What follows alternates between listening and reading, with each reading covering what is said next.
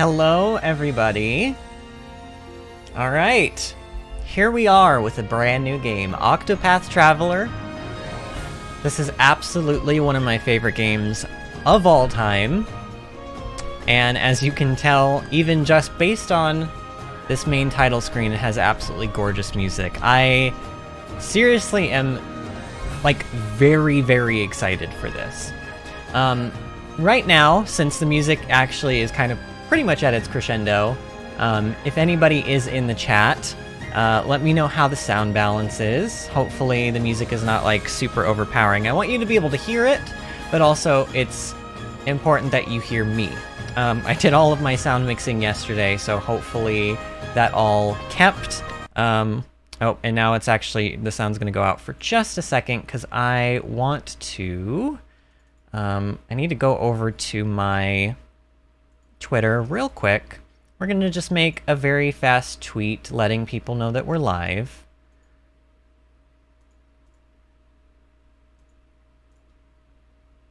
Come on.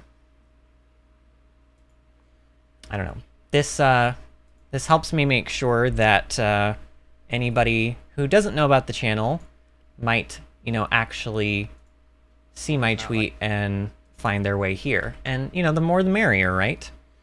Okay, so let's go here. Actually, I wish I could have you guys listen to the music as I'm doing this, but unfortunately the way that Octopath Traveler is, I have to run it in sort of like a full screen, which means when I tab over to my second monitor to actually do all of this, it basically, what am I trying to say? It makes it so you can't hear any of the music. That's all I'm trying to say.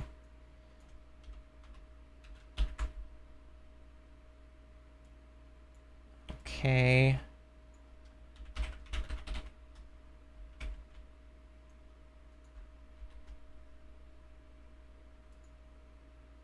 Okay, that should be good. Close out of that.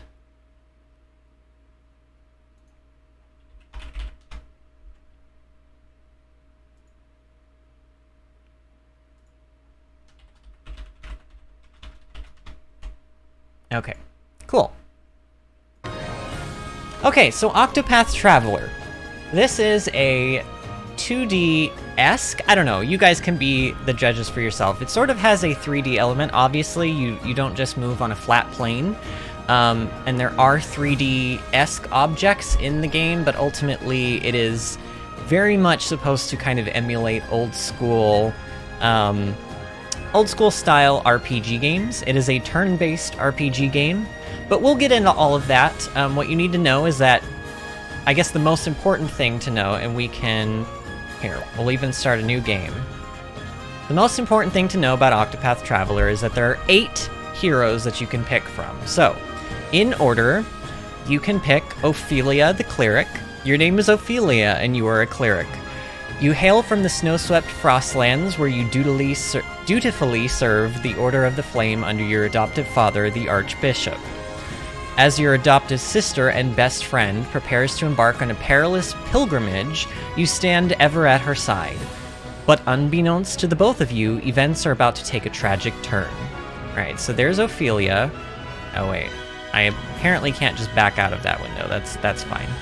The next character we could choose from is Cyrus, the Scholar. Your name is Cyrus, and you are a scholar. You teach at the Royal Academy in Atlasdam, and though you have numerous admirers, your only true passion is the pursuit of knowledge. There is so much more I would learn. One day you realize that an invaluable tome has vanished... Oh, sorry, not all of that is a quote. I was trying to do Cyrus's voice. Anyway, one day you realize that an invaluable tome has vanished from the Royal Library, piquing your interest and insatiable curiosity. Okay, our third character we could choose from is Tressa, the Merchant. Your name is Tressa, and you are a merchant. Hi, Angie, by the way, I see you. You stock the shelves at your parents' shop in your sleepy seaside hometown. Yet you often find yourself gazing out at sea, longing for something more. What lies beyond the horizon? You thought you'd never know the answer. Then, one day, an unfamiliar vessel weighs anchor at the docks, changing your life forever. We have Ulberic, or Ulberic. I don't know. I think I say it Ulberic, but sometimes the way I say it changes. They say it in-game, so we'll figure it out. Your name is Ulberic, and you're a warrior. Once a proud knight, you lost both king and kingdom in a bloody coup. Today, you serve as a master-at-arms for a remote mountain village. To what end do I swing my blade? The question tortured you night after restless night. Then one day, you overhear a name from your past giving you a new purpose. We also have Primrose, the dancer. Your name is Primrose, and you are a dancer. You ply your trade in the treasure district of Sunshade, a town forever shrouded in darkness. In truth, you are the high-born daughter of the once proud House Azelart, an identity you conceal from all. 3 men bear the mark of the crow. They took my father from me. But you will have your revenge. We have Alphen, the apothecary. Your name is Alphen, and you are an apothecary. You treat the wounded and sick in a small village amid the babbling brooks of the Riverlands. Stricken ill as a child, you were saved by a traveler who asked nothing in return, inspiring you to follow in his footsteps. Though hesitant to leave the only home you've known, your best friend convinces you to follow your dream wherever it may lead you. We have Therion, the thief. Your name is Therion, and you are a thief. While your past is a guarded secret, your exploits are known far and wide. Mere whispers of your extravagant heists strike fear into the hearts of the wealthy. Drifting into the Clifflands, one day you hear a rumor of great riches to be had. You set your sights on a mansion said to be impregnable, only to find what you never expected. And our final character, Honnet, the hunter. Your name is Honnet, and you are a hunter. One of the last descendants of an ancient clan that calls the deep forest home. Your prowess with the bow is unmatched. Your master left home 1 year ago, summoned to hunt a dread beast, and you protected the village while awaiting his return. Then, one day, the return of an old friend gives you cause for concern, and you strike out on a journey of your own. I've heard that as Ulrich? What did I say? What are you referring to? Are you referring to Ulberic? I don't know, Angie. I don't know. Did I read a word and say it wrong, or are you trying to pronounce? Because I'm pretty sure it's Ulberic. I mean, they say the name in game. I don't know. Either way, whether I said a word wrong or whatever, the character we are actually going to start with, which some of you may be tipped off to based on the title and then the description of me reading the character descriptions, we're starting out with Cyrus. There's a lot of different reasons.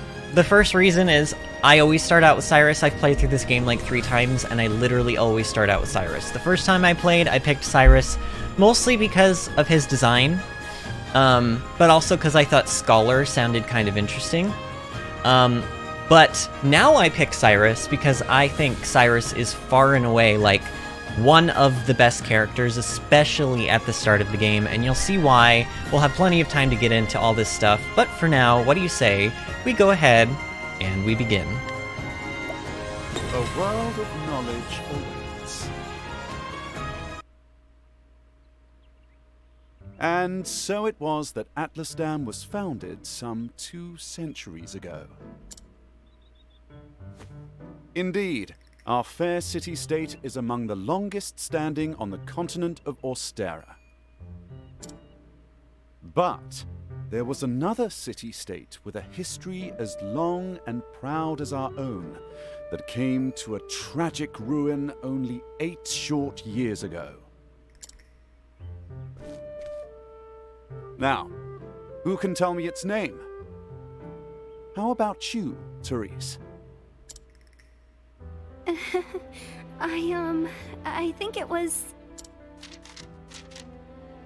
Now. No need to get all flustered. There's no shame in not knowing an answer, so long as you have a desire to learn. The answer is in your textbook. Go on now, look it up. Yes, Professor.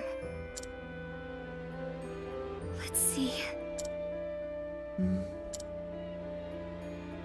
I believe it was Sorenberg. That is correct. Hornburg was ruled over by a royal family, said to be descended from priests of an ancient and long-forgotten religion. On the other hand, our fair Atlasdam was founded by one of the original clans that inhabited the Flatlands. Who can tell me how many clans lived in the Flatlands at the time? Your Highness? The histories have it that 8 clans did live in the Flatlands in those days. 8 clans. Octopath Traveler. Probably just a coincidence, right? Correct you are, Your Highness. It was a time of great strife here in the Flatlands as the 8 clans waged a long and bitter war. Change would come when the armies of Grandport invaded these lands some 2 centuries ago. At the time, the rulers of Grandport sought to exert their influence over territories inland. Ironically, this compelled the warring tribes to put aside their differences and unite against their common foe. Oh, but look at the time. We'll pick up where we left off next time. Don't forget to read chapters 3 and 4 before our next lecture. And be prepared to answer questions on any of the material within. Yes, Professor.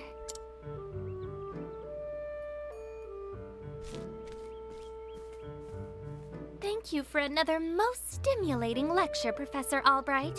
It's kind of funny that there's only 2. Like, I guess I never really noticed this until now, but he has 2 students. Like, there's literally just 2 students in this class. I don't know. It's funny because my husband is teaching a community college theater course now, several of them at a community college. He's literally having to start the program from scratch, and so he's got, I think, in his acting class, he has 6 students. So I imagine this is, like, similar to what that must be like.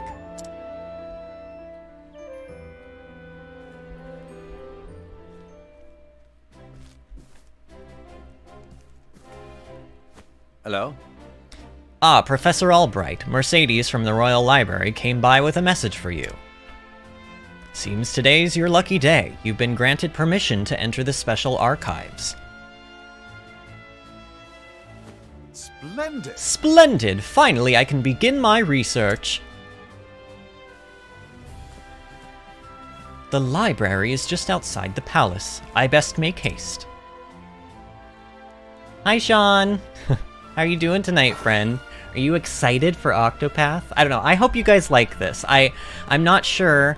Honestly, I'm not sure what like. I know you play Doom and everything, Sean, but I'm not sure if you play a lot of RPGs. But hey, maybe if you don't, this will like open your eyes to the world of RPGs, like turn-based ones, because these are some of my personal favorite games. But I know that turn-based RPGs can kind of be like one of those heavily debated topics among gamers. But you know, I wouldn't be playing this game if I didn't think highly of it, so I hope you guys like it. Alright, so this is just basically teaching us about our radar. There's going to be a little mini-map in the bottom right-hand corner of the screen pretty much at all times.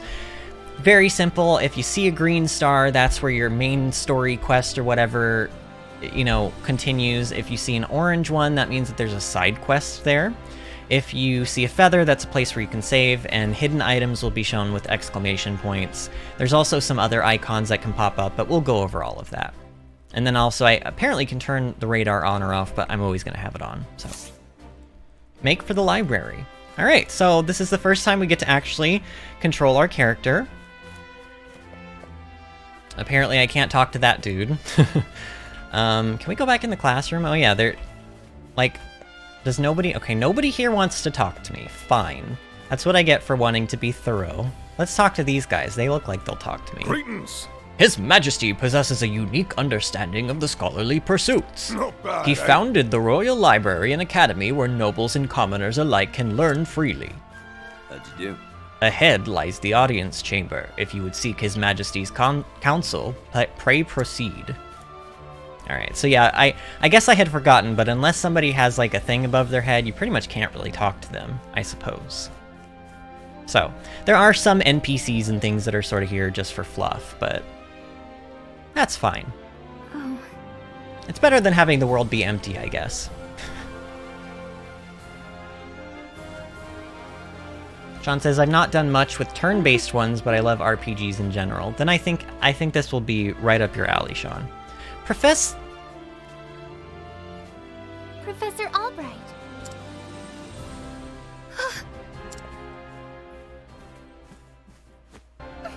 Oh, thank heavens you're still here. I thought I had missed you. Your Highness. What can I do for you, Your Highness?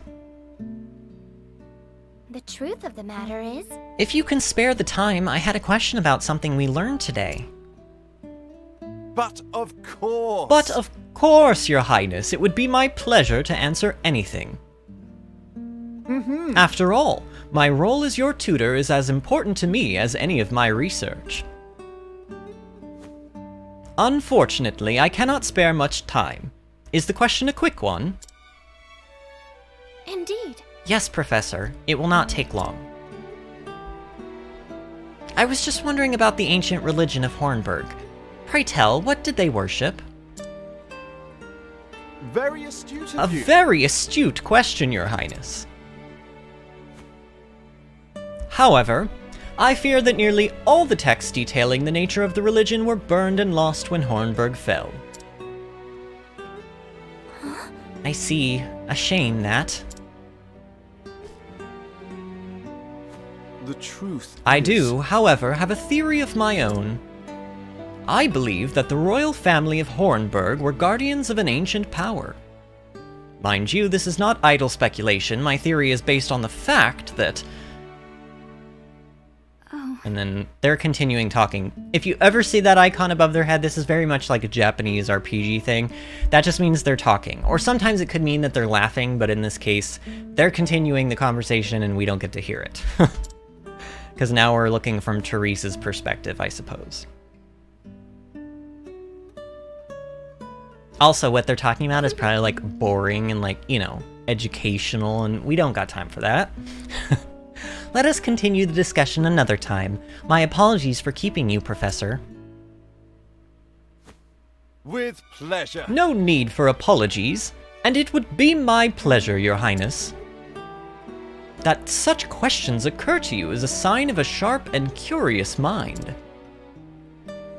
why thank you. Your lectures on the history of the realm are most fascinating to me. For if I do not learn of our past, how can I hope to lead my people to a bright future? Indeed. A most admirable philosophy, Your Highness. The people of this land are truly fortunate to be led by one of such wisdom and kindness. As I am truly fortunate to have the opportunity to serve in some small way. You are far too kind, Professor Albright. I am proud to be your student. Ah, Oh dear, I'm running late. good day. Pray, do not forget your assignment, Your Highness. Farewell. Of course, Professor.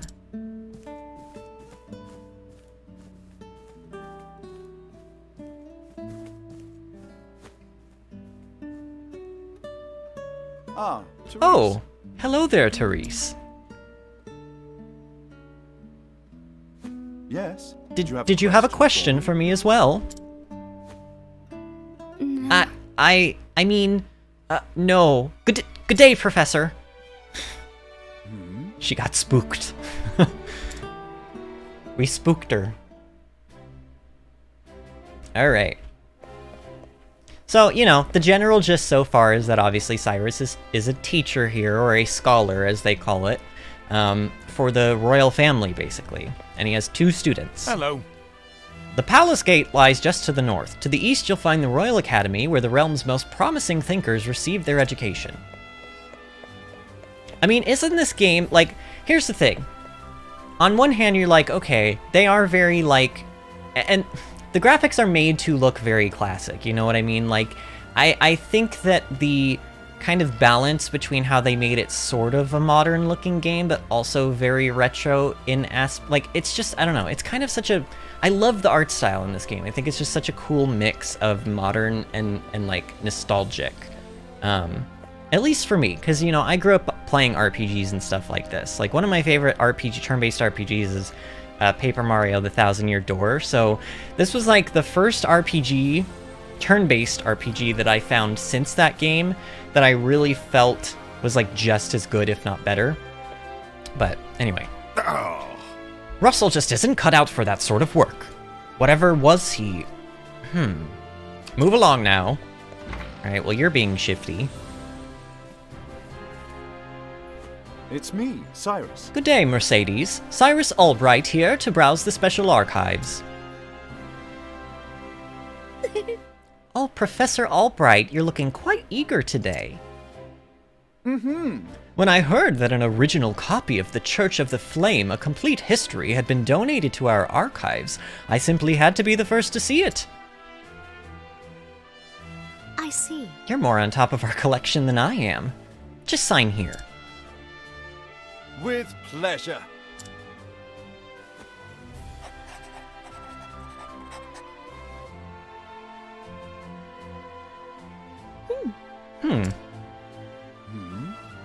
Is something amiss? Actually, For someone known as the most brilliant mind in the Royal Academy, when you talk about books, you're as giddy as a schoolboy. Well, when you put it that way, yes. Much as a child is fascinated by a new toy, I am titillated by the prospect of acquiring new knowledge. I see. Right. The expression on your face says it all.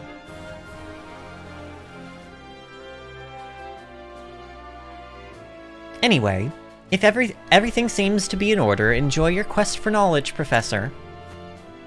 Many thanks. Many thanks, my dear. I most certainly will.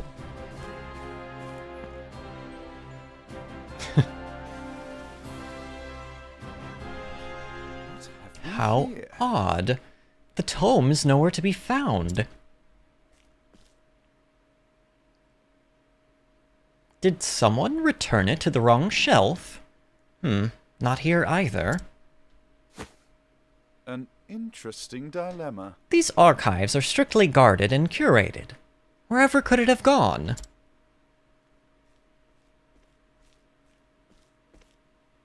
Professor Albright! Professor Albright, the headmaster, would see you at once.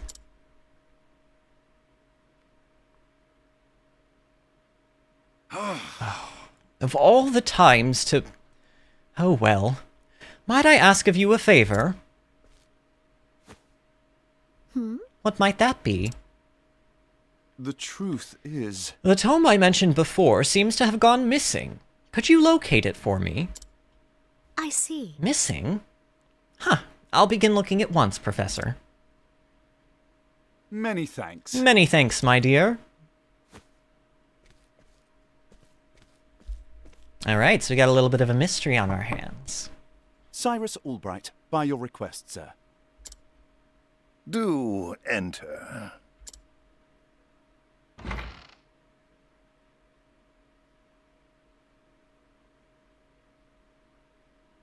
My apologies for summoning you on such short notice.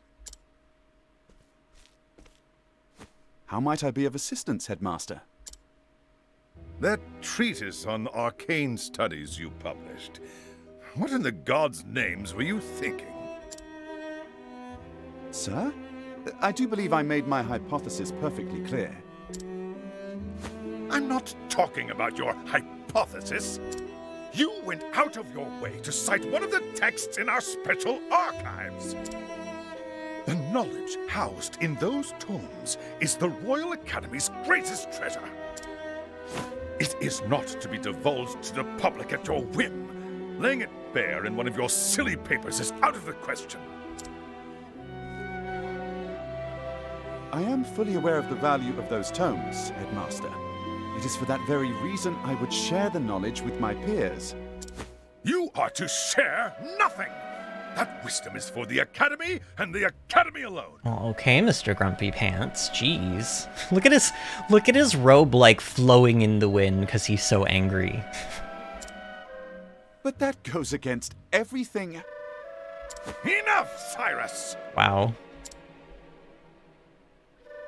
Even my best argument is sure to fall on deaf ears. The headmaster sees knowledge as a medal or precious stone, something to be appreciated by its rightful owner alone. Knowledge is power, and power is to be hoarded. An unfortunate attitude. This kind of sounds familiar. We talked about this sort of thing, remember, Sean? I think Disney was here too for that, actually. My sincere apologies, Headmaster. It won't happen again. Is there anything else you need of me? That is all. You may go. Wait, there was one last thing. Sir? I heard the Special Archives will be closing early today. If you have research to do there, I would do so quickly. Good gods. It's as if he enjoys watching me suffer. Thank you for your concern, Headmaster. In that case, I'll be on my way.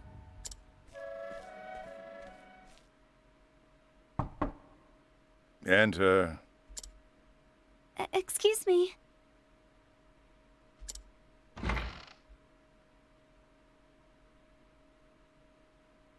What's the matter?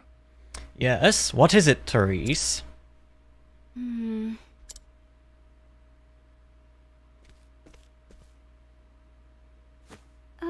It's about Professor Albright, sir. Uh-oh. Sean says, I do, and I feel like this is foreshadowing for how the rest of the game is going to play out. So this, one thing I should mention, because this is going to be a very interesting game. This was like the first game that I had really played where they dealt with story in this way, but there are 8 characters, and in essence, there are 8 different stories. And even though, like for example, they were talking about Hornburg, the kingdom that fell 8 years ago, even though that, just remember that, because that detail is going to come back in somebody else's story, or even a couple of other people's stories. Like, all of the stories intertwine, but technically, because you can do there's 4 chapters for each hero, so in essence, you can do 4 chapters for all 8 heroes, but you can do them in basically any order that you want, and because of that, they couldn't have the stories be independent, or be dependent on each other. So they had the stories be independent of each other, but each story offers details into other stories. So as we go through the game, stuff will make more sense just as we go through each character's chapter, if that makes sense. It's really interesting. And so Cyrus's, you're kind of getting a sort of murder mystery feel to his story, but if we do somebody else's story, we might have a completely different theme going on, which actually in turn makes it so that this game has a nice mix of just feel to it. Like, there's not just a whole ton of one thing, it's a bunch of things. I don't know, you'll see. That'll make more sense when we actually get through stuff. Hello there. This is the Royal Academy, Atlas Dam's pride and joy. Sure is rain. All are welcome to engage in the pursuit of knowledge here. Yes, I know, I just came from there, lady. Alright, let's just follow our quest marker. Is this guy still being shifty? Russell just isn't cut out for that sort of work. Yep, he's still being shifty. Can I help you? Ah, Professor Albright.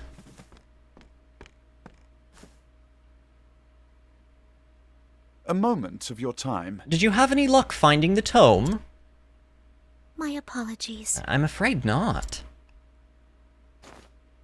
Say it is not so. Well, this is most unfortunate. One might conclude that it had been stolen. Actually... Professor, taking books out from these archives is strictly forbidden. And as you know, the keys to the vault are entrusted to only a select few. Quite honestly, be easier to steal the crown off the king's head. Well, then why is there a book missing, lady? An impregnable vault, a disappearing tome. It would seem we have quite the mystery on our hands. And the mysteries of the world are meant to be solved. Or so the scholar in me says. Would you not agree? If it had been stolen, I would say it's a job for the city guard. But I can see you won't let it go until you've cracked the case, as it were. Maybe you did it, lady. Indeed. Aha! You could say that indeed, a habit I just can't seem to break. Once a puzzle is placed before me, I simply cannot resist until I've worked out a solution. This right here, this line alone, this is this is why I identify with Cyrus, because you guys know me, I just can't set, like, if I can't do something in a video game, I will bash my head against that thing until I am, like, bleeding and dying on the ground. I see.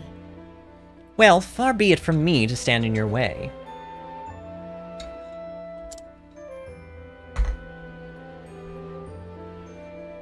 It must be tough being a genius. I can't tell if she's being sarcastic or not there. Aha, I will not deny it. Worry not, the tome will be back on the shelf before you can bat an eyelash. Take care. Right, thanks. Best of luck in your search.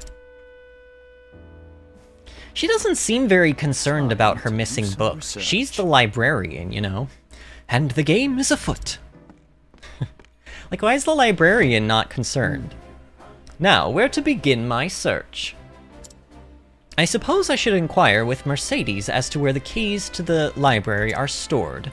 The guard at the front door would know who has been frequent... Oh, by the way, Sean, Sean, did you... Oh, here, maybe I can look at my viewfinder. If there's a little thing... I don't know if Steam... Okay, what I'm trying to say is I don't know if Steam overlays get caught. If they don't, then this won't make any sense to anybody, but Shrub just signed on. Shrub being Nomi from, like, our guild. I don't know if you remember Nomi, the druid. Like, I'm actually friends with him on Steam, and I see him pop up and play a game every once in a while, but I haven't spoken to him in, like, a really long time. I thought that would interest you. The guard at the front door who would know who had... The guard at the front door would know who had been frequenting the library lately, as might my fellow scholars. Then mayhap I should pay the headmaster a visit as well. Alright, so here we are learning about path actions. Utilize each character's unique action to overcome any obstacle. Try pressing J in front of a townsperson. Cyrus can scrutinize and glean new knowledge from the townspeople. So each of the 8 characters has their own little special power, and Cyrus's is the ability to basically interrogate people. Which you'll see, I don't know, it's interesting. Cyrus is basically, well, here, let's do it on this guy. So J to, is it inquire? Is that what to scrutinize? We're scrutinizing, that's right. And he swoops his cape and he says, let's see now. Alright, so when you scrutinize an NPC, and you can scrutinize almost all of pretty much all of the NPCs that you can talk to in the entire game. You learn their age, you learn little tidbits about them, any kind of details, and then you will get a piece of information most of the time from doing this. In this case, we're gaining an actual piece of information. Most of the time, it's going to be information on, like, where a hidden item is out in the world. And so once you scrutinize the person, then a hidden item will appear on your map. It'll be marked by, like, a little exclamation point, and that's, like, a very good way to get items and just really helpful things throughout the game. So in this case, the guard's name, well, actually, we don't know. The guard's name is Guardsman. A lot of the NPCs aren't going to have actual names. You'll see. But this guy is age 41. Testimony. Of course I've got the key to the archives. And no, I wasn't sleeping. I was resting my eyes is all. I think we've all said that. Like, every single person on planet Earth has done that at some point. Like, oh, I'm not going to sleep. I'm just resting my eyes. But even if I was sleeping, what would it matter? What kind of fool would bother stealing a worthless tome anyway? Okay, most intriguing. You gleaned new information, the guard situation. All right. He has a key, yes, yet he knows of little of the true value of books or whatever that just said. I probably won't have time to like read what's up there because that disappears pretty quickly, but I don't know, I'll try to. Let's see now. So this guy, age 39. Once in charge of protecting the king, this guard suffered a serious leg injury and was since transferred to a calmer post inside the grounds. Though the injury healed long ago, he hasn't mentioned it to anyone, and he enjoys the serenity of his new post. So in this case, there we go. We've got a hidden item that has now appeared, and you can see it just popped up right over here. So they're marked by these little shiny things. We just go up and we examine it, and boom, we got a light soul stone, which probably means nothing to most of us right now because we don't know what a light soul stone is, but we will in due time. No item or individual that passes through the palace gates escapes this guard's notice. Rumor has it, however, that his dedication is not rooted in any sort of loyalty, but is rather born of the desire to perpetuate and protect his own unscrupulous business of selling trinkets to collectors of royal mementos. Wow. So, is he stealing from... I think that means he's stealing from the palace and then selling it to people? Is that... See, here's the thing. In my original playthrough and in all my subsequent playthroughs, I definitely scrutinize everybody, but I don't always read the information. I'm gonna try to read most of the stuff in this playthrough, because I think there will be a lot of funny little things that I never got to really catch before because I was skipping a lot of this, but we'll read as much of it until we start getting bored of it, maybe, you know? So this woman, 65, born and raised in Atlas Dam, this old widow now visits this place every day in memory of her late husband. Even after she passes, she wishes to be by her husband's side, just like the relief of the king and queen in the Academy's library. All right, so we're getting hidden items revealed left and right. Odds and ends. So I think that that's actually just an item to sell, if I'm not mistaken. Can we go back in here and scrutinize anybody? See, and there's like lots of NPCs that we can't really talk to or do anything with. I have a feeling there's probably not a... Yeah, I don't think there's anybody that we can do anything with in here at the time being, but you know. We'll move on. Oh, hidden item right here. Almost missed it. Inspiriting Plum. Wait a minute. Oh, we need to go back in... We have to actually go back into the library. I forgot. Also... Isn't there like... I thought there was like a hidden chest or something in here, but maybe I'm wrong. Alright. Scrutinize this person. Let's see now. Okay, so this is Russell. This is the guy that guard out front was talking about. He is age 30.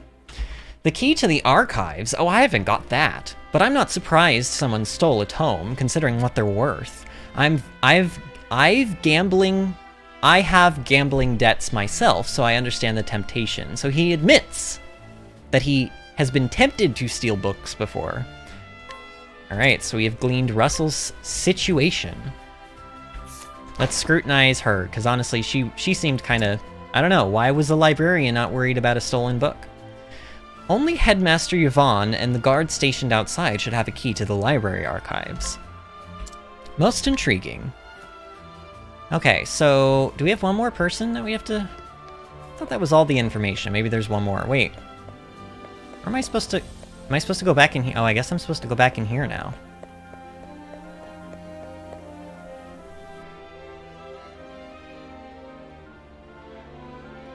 Angie says, even I remember Nomi. Yeah, I remember him and his brother Tote. I thought Nomi was a warrior or warlock. Tote was a shaman, Tote Master. His name, I think, was supposed to be Totem Master, you know what I... Like, but he didn't put two M's in it, so it was Tote Master, like a bag. And we used to make fun of him for that, because it's like, what are you, the master of bags? But yeah, Nomi was a druid, because Nomi, it was me. I was the Mistweaver healer, Nomi was the restoration druid, and then we had Zeliek, who was a holy paladin, and then we had Skythan, who was the... Was he a disc priest or a holy priest? I think he was disc, right? And then, of course, we had, like, some other healers who would pop in and out, you know, as people left the guild, but for the most part, that was, like, the 4 healers we had. And we were damned good, by the way, I have to mention. Especially me. Alright, let's scrutinize the headmaster. Age 58. You know full well I have a key to the special archives, and that I would never be so foolish as to let it fall into the wrong hands. In any event, I have had no reason to peruse those tomes in quite some time. Yeah, that's exactly what a person who stole a tome would say, sir. He has a key, this is true. Man, I wish I had more time to read that stuff in the top left corner. Splendid. Oh well. That should be all the information I need to solve the case. Who possesses the keys to the archives? So, we know that the headmaster and the guard should be the only 2 people to have a key. But of course! Of course, it all makes sense now. There are only 2 keys to the archives, one belonging to the headmaster and one to the guardsman. By the way, I promise there will be combat in this game. It's just always a little story heavy, especially at the beginning of every like each of the 8 characters, their first chapter usually has a lot of story leading up to the combat part, but we'll get there. Trust me, it'll become a little more like exciting in a bit. Whose key was used to unlock the archives? The guards or the headmaster? Well, the headmaster said he has his key and he didn't let it out of his sight. I'm gonna say the guards. Angie says, and you're so humble. I know, aren't I? I am a very humble person. My husband, we have this thing. Oh yeah, so he'll like occasionally say to me like, you're a good husband. And I used to just say stuff like, you know, oh, thank you, or I love you, or whatever. But nowadays, because, you know, we've been together almost 11 years, I give him shit, and I'll reply with something like, yes, I know. Like, and it's gotten to the point now where we do it as a joke so much, where the moment he tells me I'm good at anything, like I'm a good person, good husband, good whatever, I don't even miss a beat. Like, before he finishes his sentence, I say, yes, I know. And he kind of hates it, but I think he also secretly loves it, you know what I mean? It's funny. It's just funny. I don't know. Because I don't really feel that. I mean, I don't know. I think I'm good at certain things, but I don't think I'm, like, crazy good. Although, you know, I would be lying if I was a damned good healer. I really was. I don't know. I think I just have really good reflexes or something. It kind of lent itself to that. Anyway, enough about stuff that doesn't pertain to what we're doing right now. The headmaster's key is safely locked away in his office. Furthermore, he hasn't visited the archives today. So he says, anyway. On the other hand, the guard has been acting suspiciously of late, even sleeping while on active duty. Oh. It would be all too easy a task to lift the key off his person. So, is it possible that the guard is our man?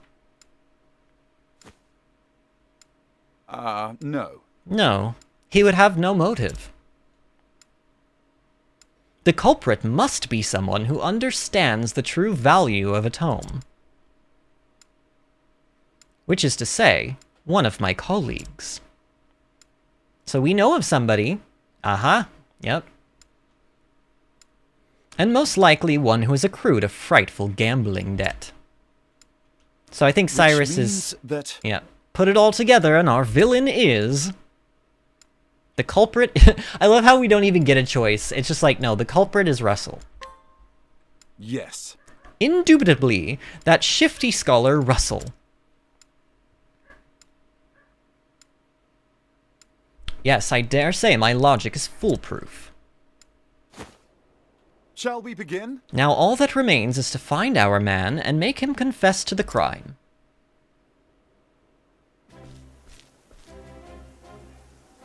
Word has it he's been doing his research underground these days. Underground? The heck?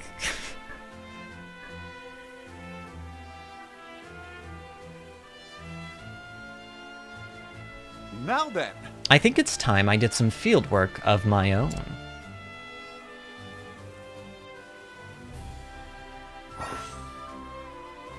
Angie says, cues up squirrel gif. I can relate. I was a damn good mage up to Miss the Pandaria when I started tanking for Sirius.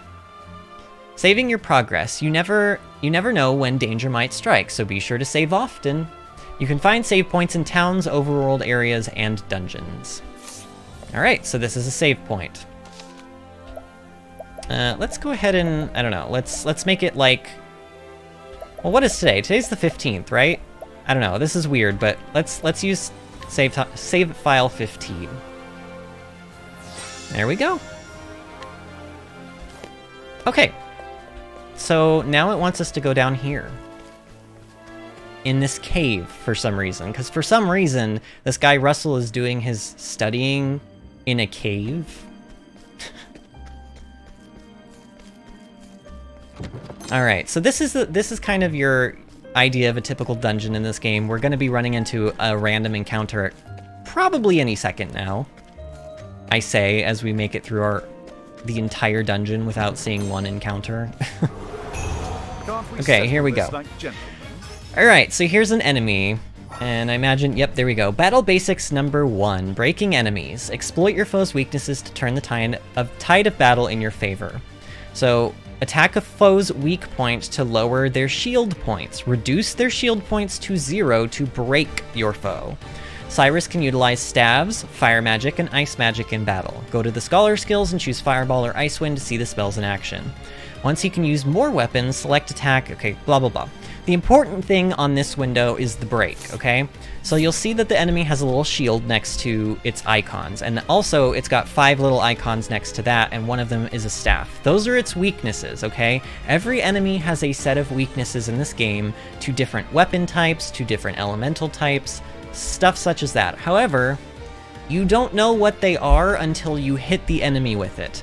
But, in this case, Cyrus's little battle ability is called, like, I don't know, what is it? I can't remember what it's called, but it basically, for free, every enemy that starts in any given battle, he will unlock one of its weaknesses for you. And this is like permanent, so once it's unlocked, the next time you find that enemy in battle, it will stay visible to you so that you know what that weakness is. And if you find that enemy again in battle, like that same enemy, he'll unlock another one. He also eventually will gain an ability where we can do that in battle, which is very handy. But this is part of the reason why I like starting with Cyrus, because I think being able to figure out enemy weaknesses right off the bat is, like, seriously so good. Because if I hit him with this staff right now, it does a little bit of damage, but it broke him, okay? Battle Basics 2 Boost Mode. Okay, this is another thing. Enter Boost Mode to augment your powers. Break your foes to drastically reduce their defense. So yeah, when you break a foe, the next... Any damage they are hit by after they are broken is increased. I think it's like a 50% increase. It's like, it's quite large. It's important enough that you really do want to be breaking your enemies. However, there's another mechanic. Press the O button to enter boost mode, and the potency of your attacks and abilities will surge. You gain 1 boost point, BP, per turn. You can spend up to 3 BP to boost your character 3 levels of power. If you boost mode, you will not gain any BP on the following turn. So, you'll see those little 2 yellow dots under our name in the top right-hand corner where it says Cyrus. Those are our boost points. You can have a maximum of 5, and every turn we get 1 of them. We can use up to 3 of them to attack an enemy. So in this case, I'm actually going to, in fact, yeah, let's go ahead. We're going to use a boost mode fireball. I'm going to use 2 points. I'm going to use both points that I have, and I'm going to hit it with fire. Oh, flames! There you go. 231 damage. It's also weak to fire, which I did know ahead of time because honestly, look at the name. It's called an Ice Sentinel. Of course it's weak to fire. The other thing you'll notice when I break foes, like if you look at the very top of the screen from the left to the middle, the Cyrus icon that's in the top left, that is the current character that's getting to attack at this very moment.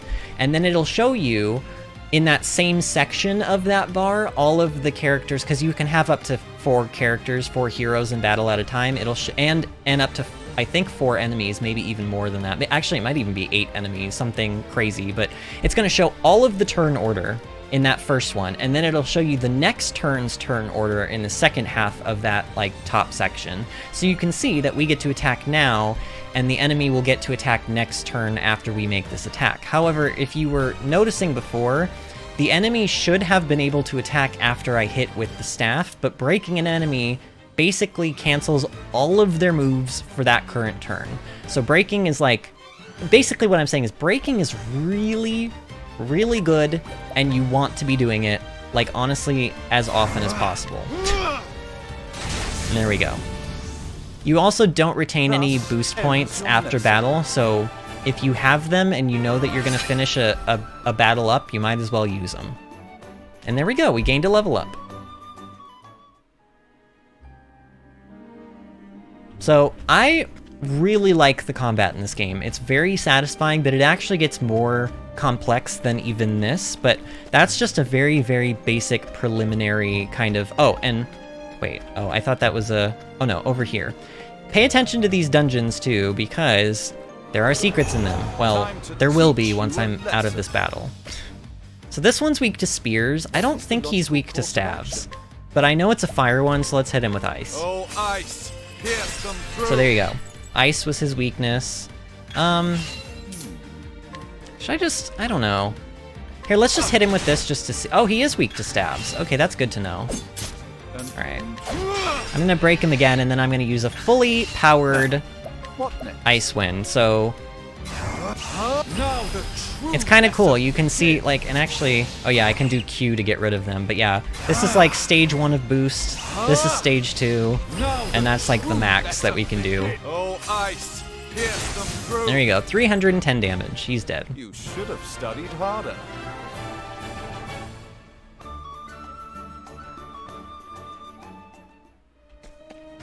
Alright. So yeah, there's lots of little hidden passageways and stuff for, like, bonus treasure. Ooh, wind attire. Equipment. Now, of course, as it's been a while since I played this game. I did 100% this game, by the way, which is, like, quite a feat.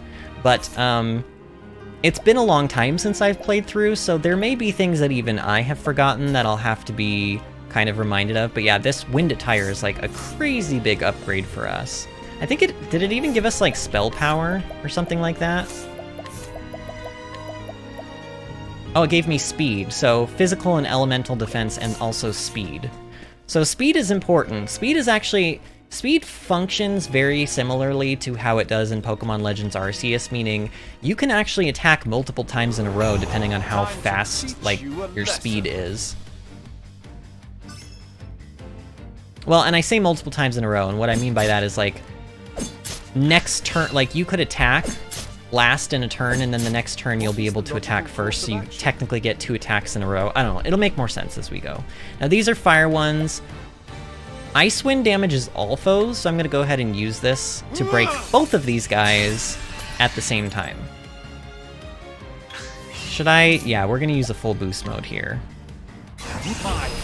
Now, here's a thing that I'm not sure of. I think Fireball and Ice Wind do different damage, and from what I remember reading when I was doing, like, theory crafting for how the combat worked in this game, I think Fireball actually does more damage, and I think once an enemy is broken, the damage type you use on them, even if they're not weak to it, I don't think it matters. I think just what matters is the damage of the ability you're using.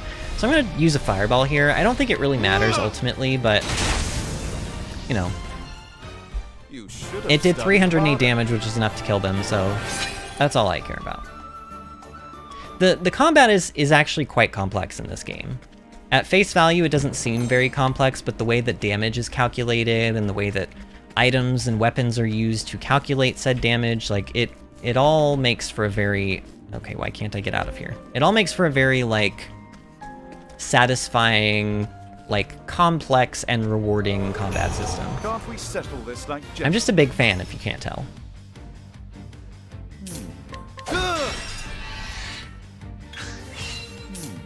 I don't think we can just outright kill this thing. Oh yeah, and you'll notice, like, look, we have all of the vulnerabilities of this enemy now because we've fought it so many times that Cyrus's, like, passive ability, Analyze, I think it is, has just like, figured out all of the weaknesses of this one enemy. This is why I think Cyrus is far and away, like, the best character in... Well, I don't know.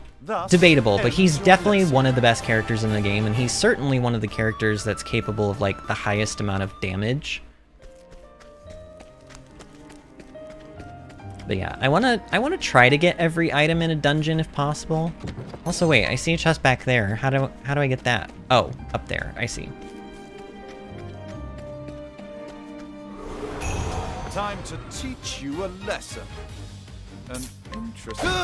There will also be an ability that we will be learning with Cyrus. It'll be a passive that will kind of allow us to bypass, like, it'll make it so random battles don't happen quite as often, which might be good for us since we're going to be streaming. Normally, if I were doing a pre-recorded Let's Play of this, I would cut out a lot of the, you know, extra battles and stuff, but you guys are stuck with me for a while, so... Actually, this is a perfect time to drink some tea, because I noticed I have not had a lot of time to actually pick up my, you know, my coffee mug and actually drink tea. Oh, job points, JP, you can now learn new skills. Alright, we'll see those in a second.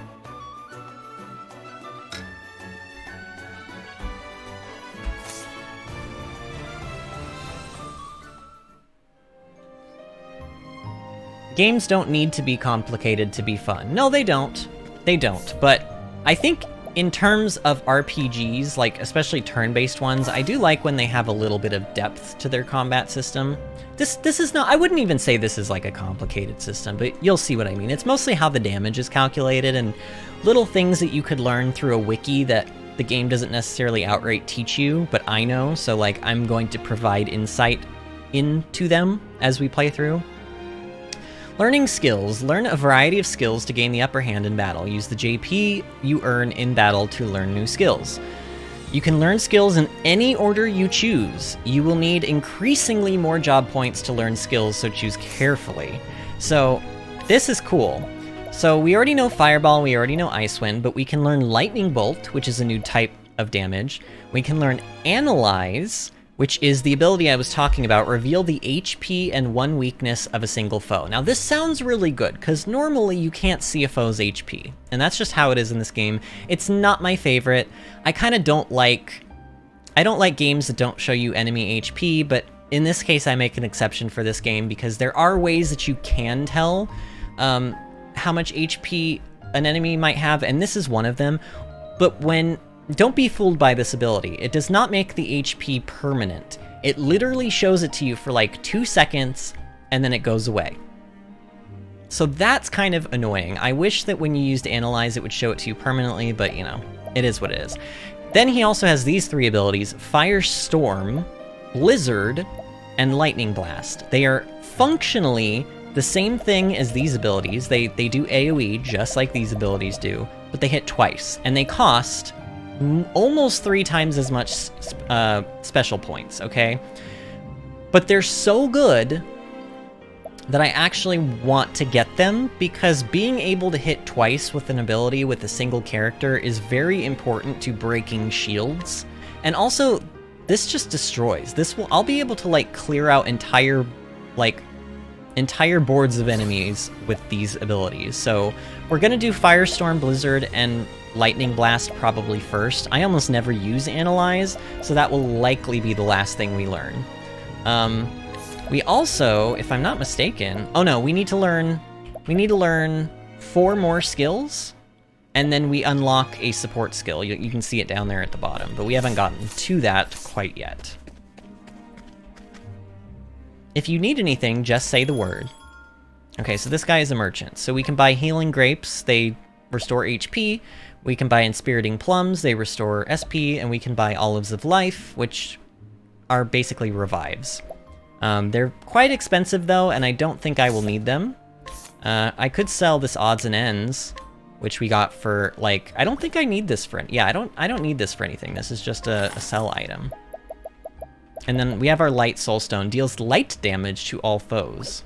So we'll get different Soul Stones as we go through the game, and they're just items that you can use in battle to deal like AoE damage to everything on the screen, which is very helpful actually. Oh look, we got another one. Cool. Ooh, you know what I should do? I should save.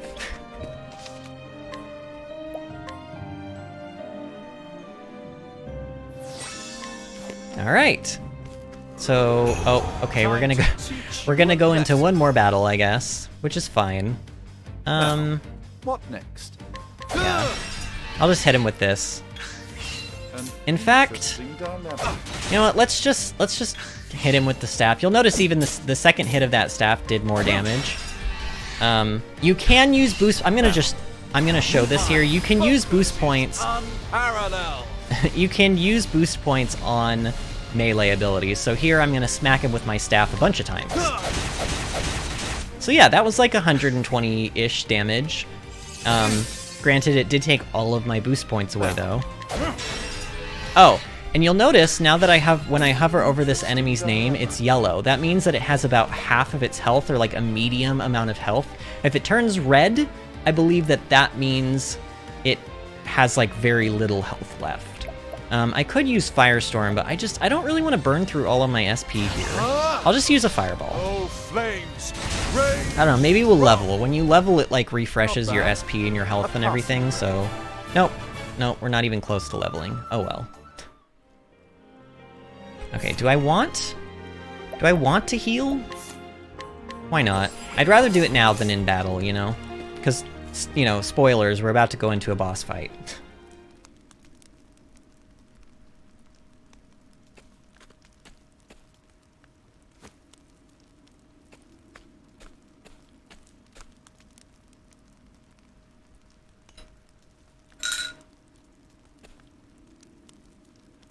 What?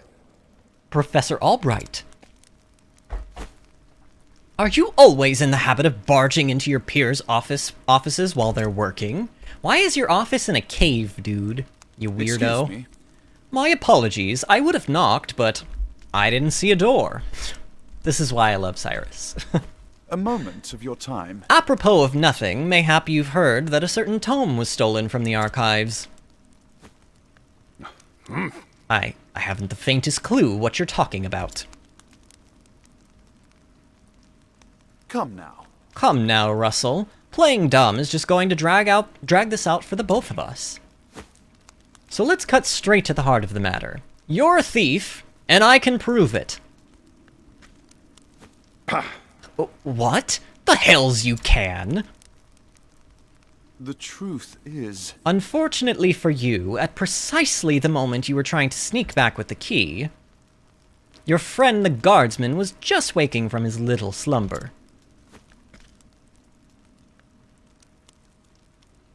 But that's impossible. He was asleep. I'm positively... Ah! Oh. Keeping up on our friend's solemnance, are we, old chum? It was a slip of the tongue, I tell you. I know nothing about this God's damned book. Is that so? Figured you'd say as much. Then perhaps you'd care to accompany me to the academy? To prove your innocence, of course.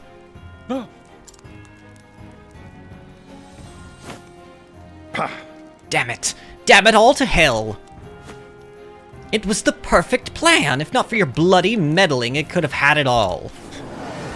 I don't think this one will listen to reason. All right. So here we go. We've got Russell. Now, he's also got two enemies near him. These are water wisps. So, even though this sounds weird, I think the water wisps are weak to fire. Now the question is, do I want to actually use... Maybe let's just use like a regular fireball here. Just to double check. Okay, they are weak. They're weak to fire. Because what I want to do is I want to get rid of the water wisps first. Anytime a boss has adds with it, like smaller enemies with it, you want to typically kill them first. And you can see that these wisps, they will get to attack this turn unless I break them. So, let's break them. Shall we? There we go! And now we have 3 boost points to just go crazy with, and I think I want to say Russell is actually weak to ice. So maybe I should use an ice attack? I don't know. No, screw it. Those things are weak. Let's get them off the board. Let's just get rid of them. Actually, yeah, let's just do it. I want to show Firestorm and how much damage it can do. Watch this. Boom. 600 damage to the Wisps and like 150 times, so like 300 damage to Russell. It's pretty crazy what you can do. Now, unfortunately, I am sort of like running very low on SP now, but let's use Ice Wind. He might be weak to stabs too. Maybe I should check. He's not doing too much damage to me. Maybe. Ooh, just kidding. That kind of hurt. Oh no. Oh no. Oh no. That's not good. So when they do this, it kind of means bad stuff is about to happen to you. Okay, I get to attack next turn. So what I want to do here actually is I'm going to hit him with the staff. I'm going to pray that he is weak to stabs. He is! Ooh. Okay, so I can actually break him then. Let's use 2 staff attacks on him to break him. There we go! See? There we go. Now he no longer is like firing or charging up his lasers. I don't know what I'm trying to say. While he is vulnerable though, let's go ahead and just do another Ice Wind. Because I'm probably going to spend the next turn or so healing up and getting back my SP. Because I am low. Yeah, let's heal first, just to be on the safe side. Let's try this. Yeah, Healing Grapes will heal you up to full, up to 500 health. That's pretty crazy, actually. How much are... Okay, regular and Spiriting Plums are 41. That's not bad, I guess. What is the logical course of action? Let's just whack him with our staff a bunch of times. We'll break him, and then we'll do like a really, really powerful double elemental attack on him. Actually, yeah, this works out perfectly. I can't use 4 boost points, so I'll use one of them here to break him. And then we're gonna do a crazy big Firestorm here. There. 600 damage, just about. He's tanky, though. My god. I kind of forgot how much health these bosses had. Luckily, he doesn't do too much damage. Now.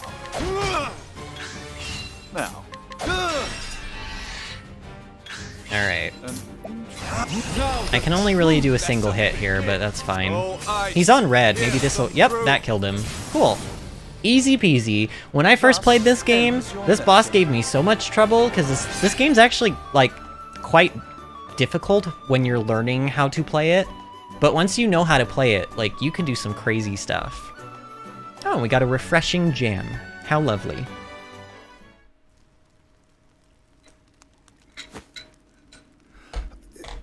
I swear, I never meant to. I just needed the money. Just so. That tome would fetch a small fortune, this is true. And yet, did you not for a moment consider the consequences? Say it is not so. In stealing that tome, you would steal from our students something more valuable than all the realm's riches. A grave crime, no matter who would perpetuate it, but all the more unforgivable when committed by one who calls himself a scholar.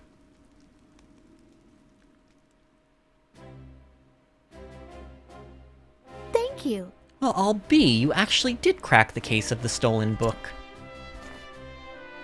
Indeed. That I did, and yet I fear this may not be the only volume our friend has purloined. Russell has already confessed to the full extent of his crimes and revealed the names of his business associates. We need only track down the books and purchase them back. It's sad that they have to purchase them back when they are theirs, you know, or they were, I guess. I don't know.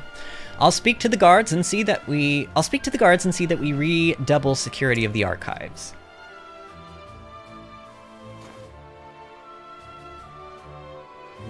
What's this?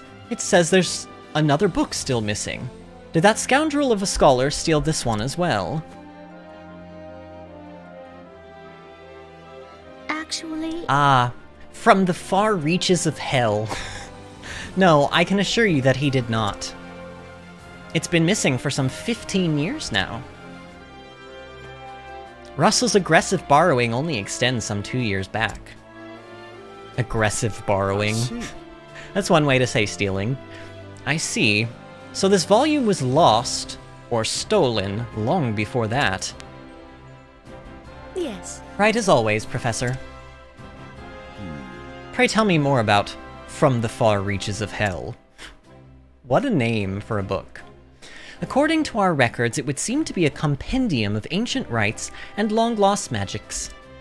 Actually, If I am not mistaken, it was the single oldest volume housed within our archives. Needless to say, it was a tremendous loss.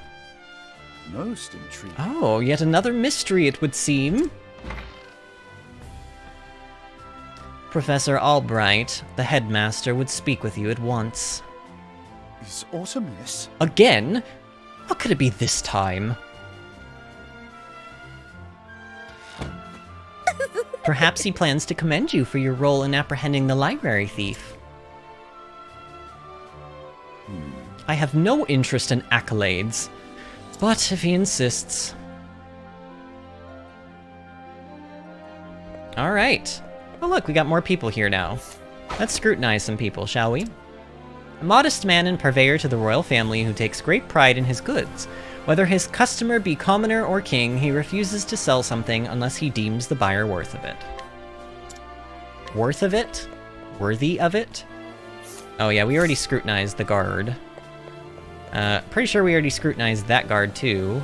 Oh, did we scrutinize this lady? Yeah, we did. Because it talked about, like, her husband.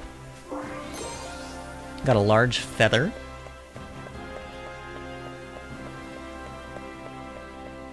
Alright, let's go. Oh wait, the headmaster was in there. Wait, I wanna go check up in here, because I think there are more people to scrutinize in the actual palace itself.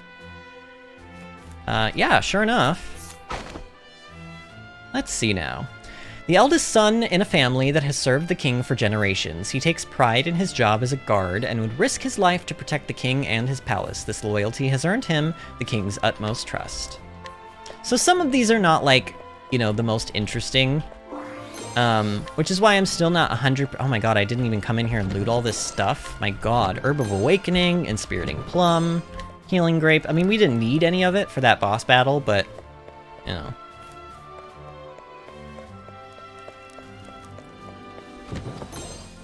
Thunder Soul Stone.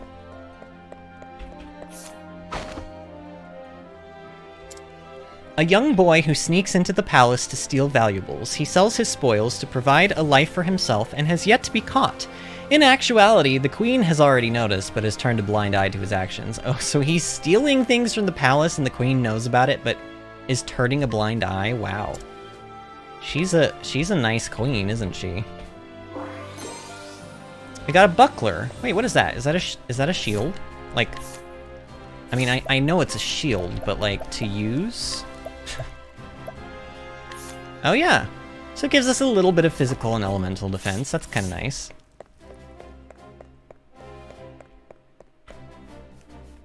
The music in this game, by the way, I haven't really talked a whole lot about this, but the music in this game, it's like seriously probably my favorite game soundtrack of all time. As you can tell, the music's just already great, even just the overworld music and the main theme, of course, which you guys got to hear a lot of. The son of a prominent family in Atlas Dam and one of the guards responsible for protecting the throne room. Rather than earning his post, however, it was granted to him as he has no merits of his own. Wow. Rude, game. Born in the slums in the coastlands, this guard was recognized for his skills and now protects the throne room. Despite holding the same position, he is ridiculed by the other guard simply for his origins, causing tension between the two. I think the other guard is actually jealous of him because he has skills and the other guard knows that he doesn't have skills. You know what I mean? I also could have sworn... Okay, maybe not. Thought maybe there would be a chest, like, behind the throne, but apparently not. Ah, here we go. Olive of Life. That's like a revive, basically. Oh, and then you can see down there in the bottom right-hand corner in our map, you can sort of see the icon I'm heading towards. That's how I'm going to be able to find all of these hidden items around the map. We got a small cup. So we're basically just stealing things from the castle. These aren't hidden items at all. It's just like somebody's like, hey, go steal that cup. And you're like, oh, cool. And then you go do it. Something, if there was a proper social support network, the kid wouldn't have to steal to survive. I mean, you do feel bad for him, but, you know, let's go ahead and do a little savey save.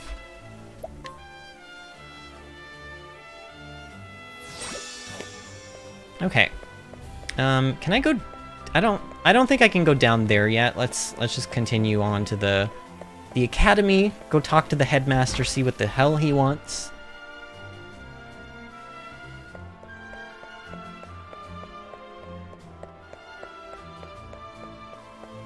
How is the sound, by the way, Sean and Angie?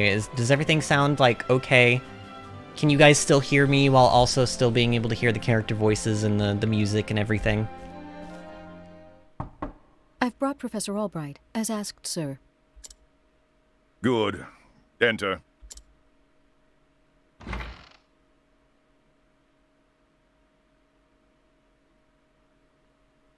Thank you, Lucia. Yes, Headmaster. What can I do for you?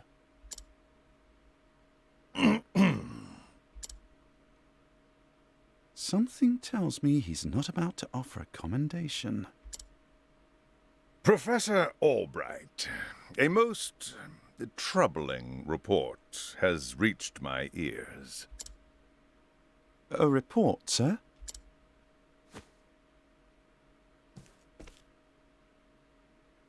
An anonymous source claims that you have abused your prestigious position to enter into an illicit relationship with Her Highness the Princess. Excuse me? Oh, What? and you believed this report, sir? If it is untrue, then say so. Why, it is unfounded, unsubstantiated, balderdash of the highest order. I would like to take your words at face value, Professor, but I fear the situation is not so simple. A rumor regarding the royal family, even an unsubstantiated one such as this, is sure to spread quickly. If we do not take swift action, Princess Mary's good name could be forever sullied. That is something that simply cannot be allowed to happen. Surely you understand. And so what do you intend to do with me, sir? It is not an easy decision to make. Dismissing you outright would be tantamount to an admission of guilt. If I may be so bold, Headmaster, what about a sabbatical? Professor Albright has put on extended leave, while official accounts state that he's doing fieldwork in a distant land. What say you, Cyrus? This way, both the Academy's reputation and your own will remain intact. My reputation? Do we have a problem, Professor?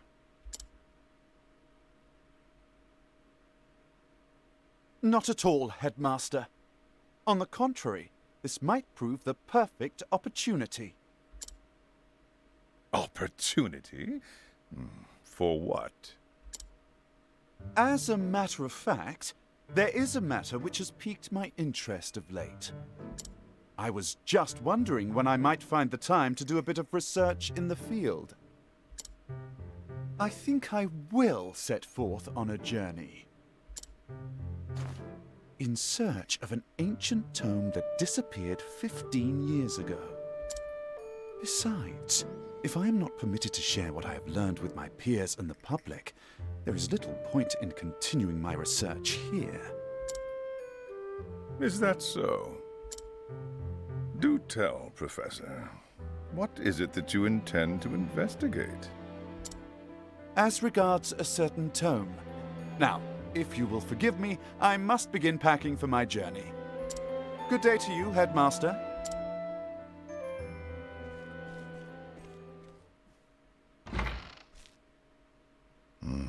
An enigma as ever, that one.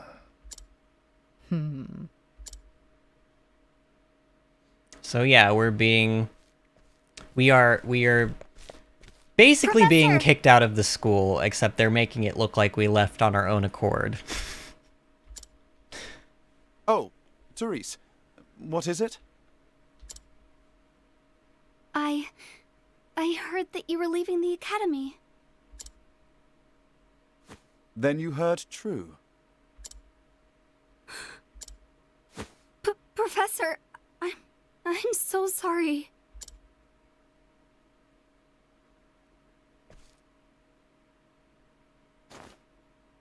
I see. So you were the source of the rumor. You knew? Not until just this moment, when you apologized.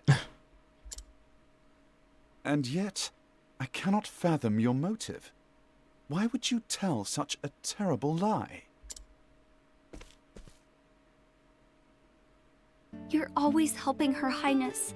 Oh my answering her god. every question. She's jealous. I just wanted you to pay more attention to me. Wow. Wow, girl. You just lost this man, his career, the way he made his money, like his whole life, because you wanted more attention than the other girl. I do not like Therese, in case anyone is wondering. And that's why you went to the headmaster.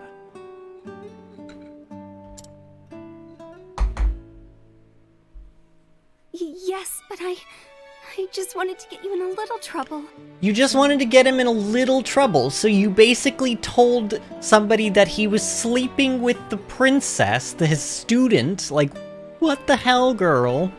Oh my god. I didn't think they would. I am so sorry, Professor. Can you ever forgive me? No! No! Worry not, my Oh dear. god. It How on just so earth, happens Cyrus? that I was looking for a good excuse to go on a journey. You were? For some time now, I've wanted to travel the realm and see what can be learned beyond these halls. I dare say the timing couldn't have been better. You see, there's a certain matter I simply can't wait to investigate. So fret not, my girl. If anything, you've done me a favor. So he's just looking at the Besides, silver lining. I'm not entirely without fault in the matter. What? Indeed, I have not been as attentive to you as I should.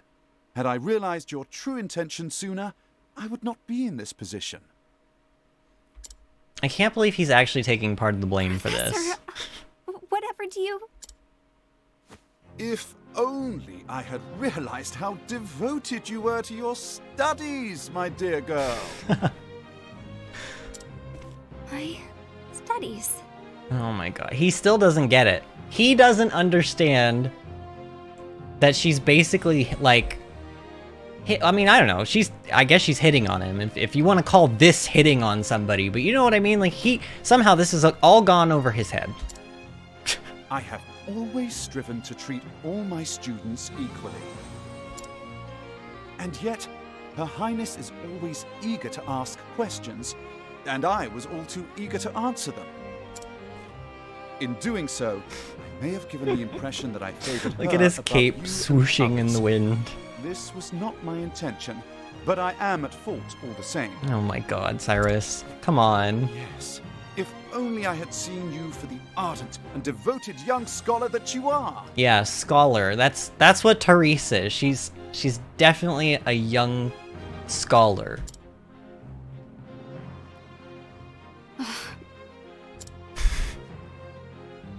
Professor... Perhaps you're not quite as sharp as I thought you were. Fair. Yes? Fair. Never mind.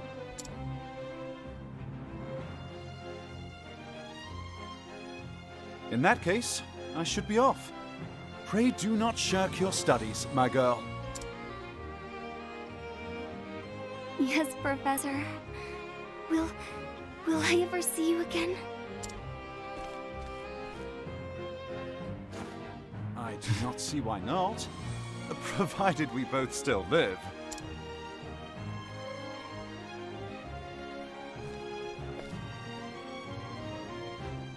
He still doesn't get it. She's basically like, will I ever see you again? Winky, winky. And he's like, yeah, I guess, as long as we both don't die. Like, still doesn't get it. Also, look, we're in the town now. Isn't this beautiful? Look at this. I love pixel art. I'm a huge fan of pixel art and just like old school, old style, like games and art and stuff like this. This is just, I don't know, I think this is lovely.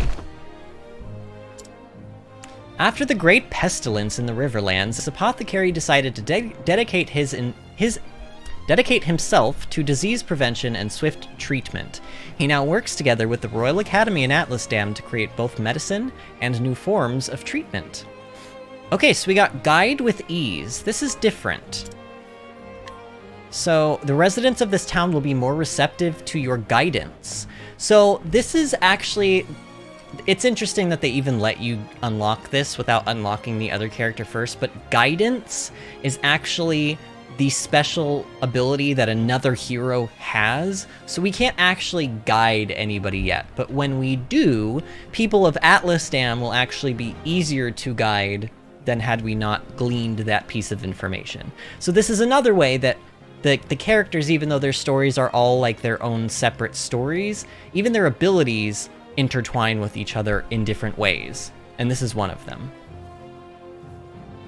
Gonna need a burn heal for that one. Oh my god.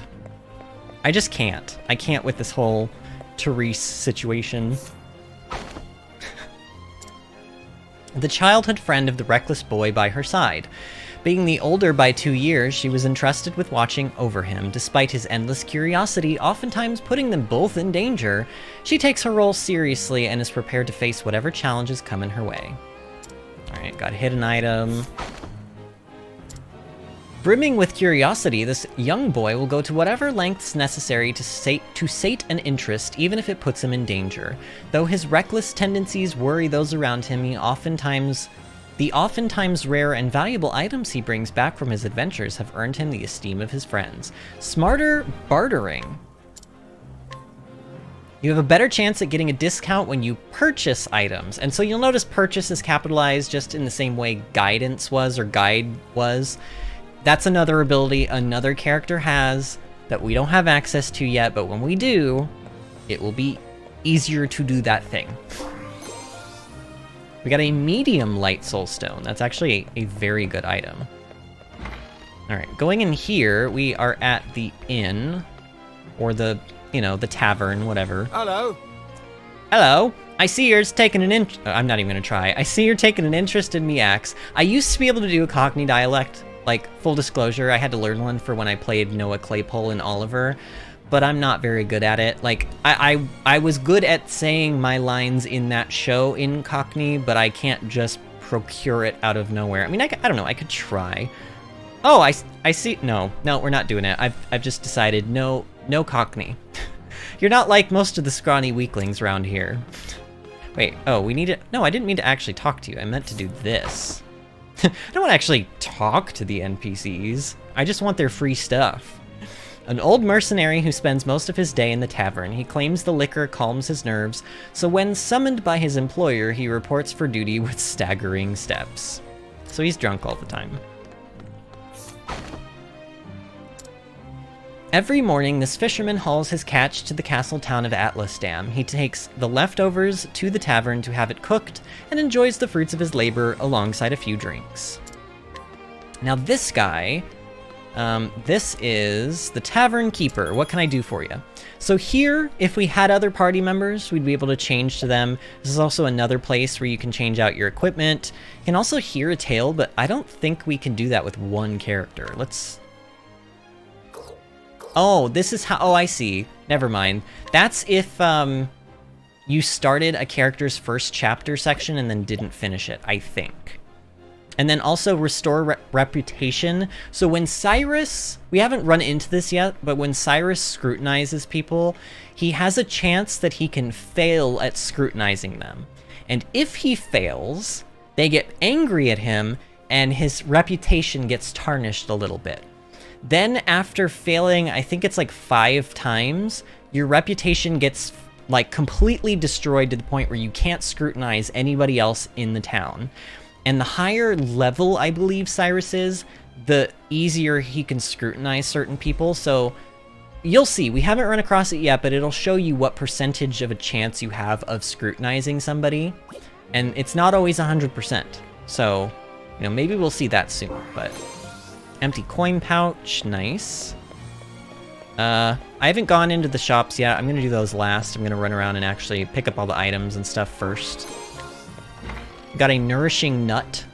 What is that one, actually? I know that... So nuts in this game, they are sort of like items in Pokemon, like proteins and irons and stuff like that, where if you give them to your hero, it'll permanently increase their stats. So if I gave this nourishing nut to Cyrus, it would permanently increase his HP.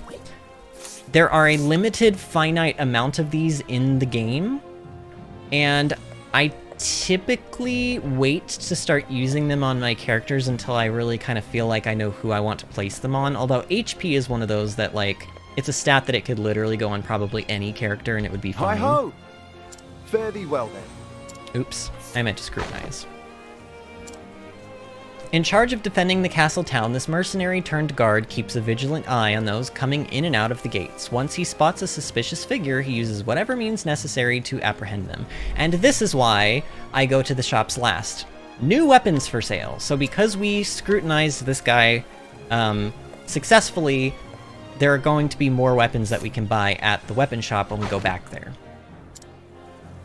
A thoughtful rancher who delivers the fresh milk from his cows to his parents every morning. His parents worry for his future, though, as he dedicates his entire life to work alone. Discount at the inn.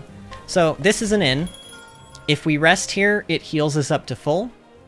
But we don't need to do that, because we're already at full health. And is it? I think they're called special points. This is a provisioner. Here you get to buy things like healing items and...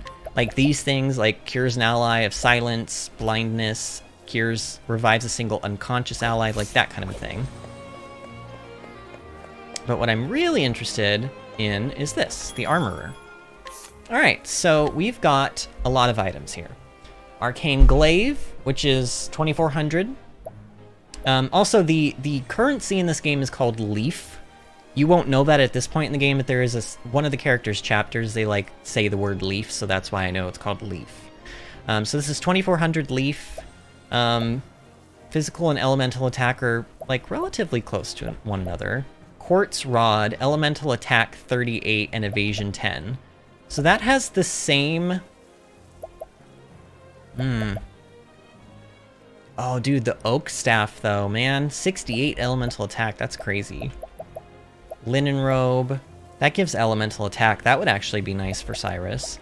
So basically, Cyrus is the mage, if you haven't figured that out. I'm gonna be kind of shoveling spell power and such into Cyrus. He's kind of like gonna be my glass cannon type character.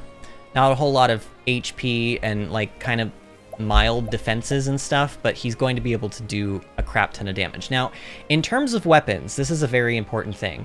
There are multiple types of weapons, and so like, you know how we were able to hit an enemy with Cyrus's staff? If I attached an arcane glaive to him, it's a spear weapon, then we would also be able to use a spear type attack. Now, when it comes to physical attacks, okay, the physical attack damage that is on the weapon that you are equipped with determines how much damage you do with that type of attack in battle.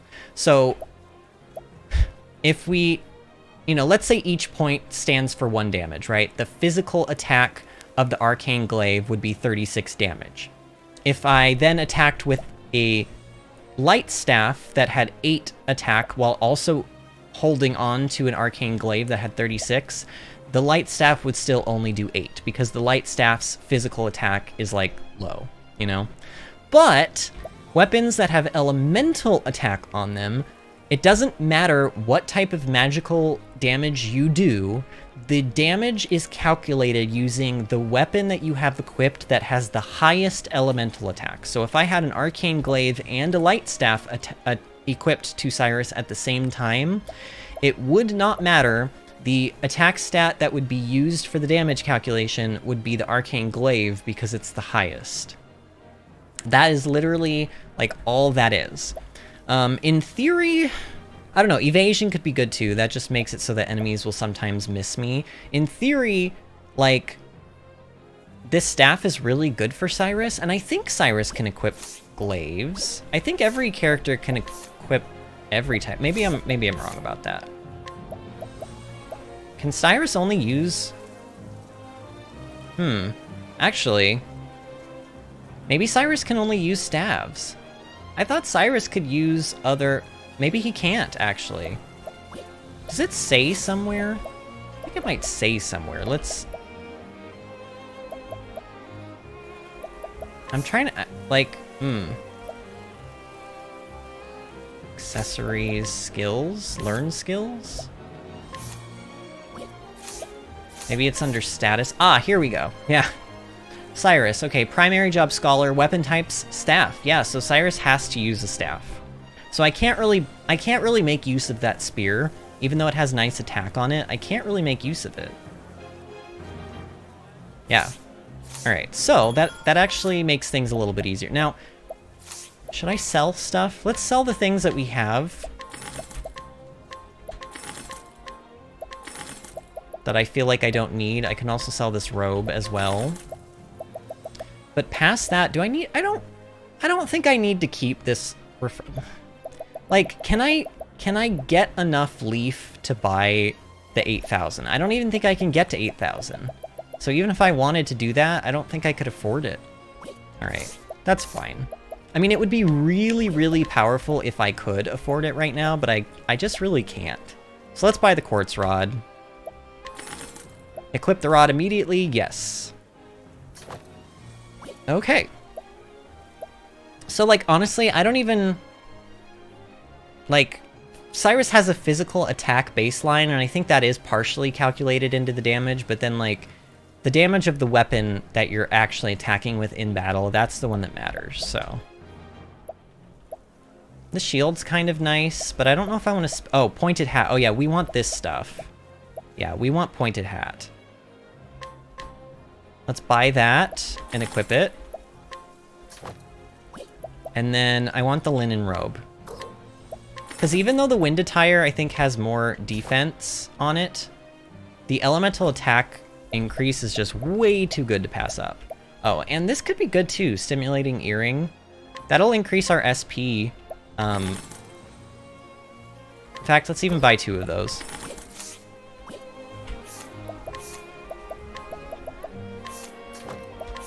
There. Okay. So we've done that. Let's go ahead and rest at the inn to get our... Are they called special points? I think they're called special points. I don't know. SP. We're gonna... Oh, and it costs 0 now. Wow, that's quite the discount when we just get to sleep here for free.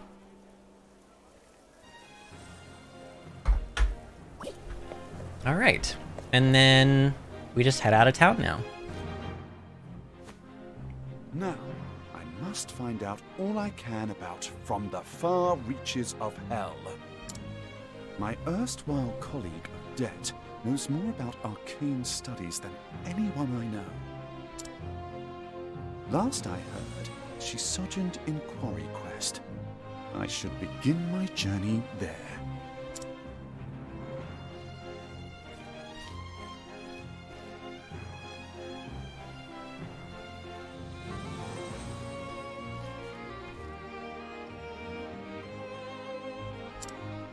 Alright, looks like we have a mysterious hooded figure following us. And so Cyrus left the academy behind in search of the lost tome. From the far reaches of hell, what dark secrets might its pages hold? Only the gods know.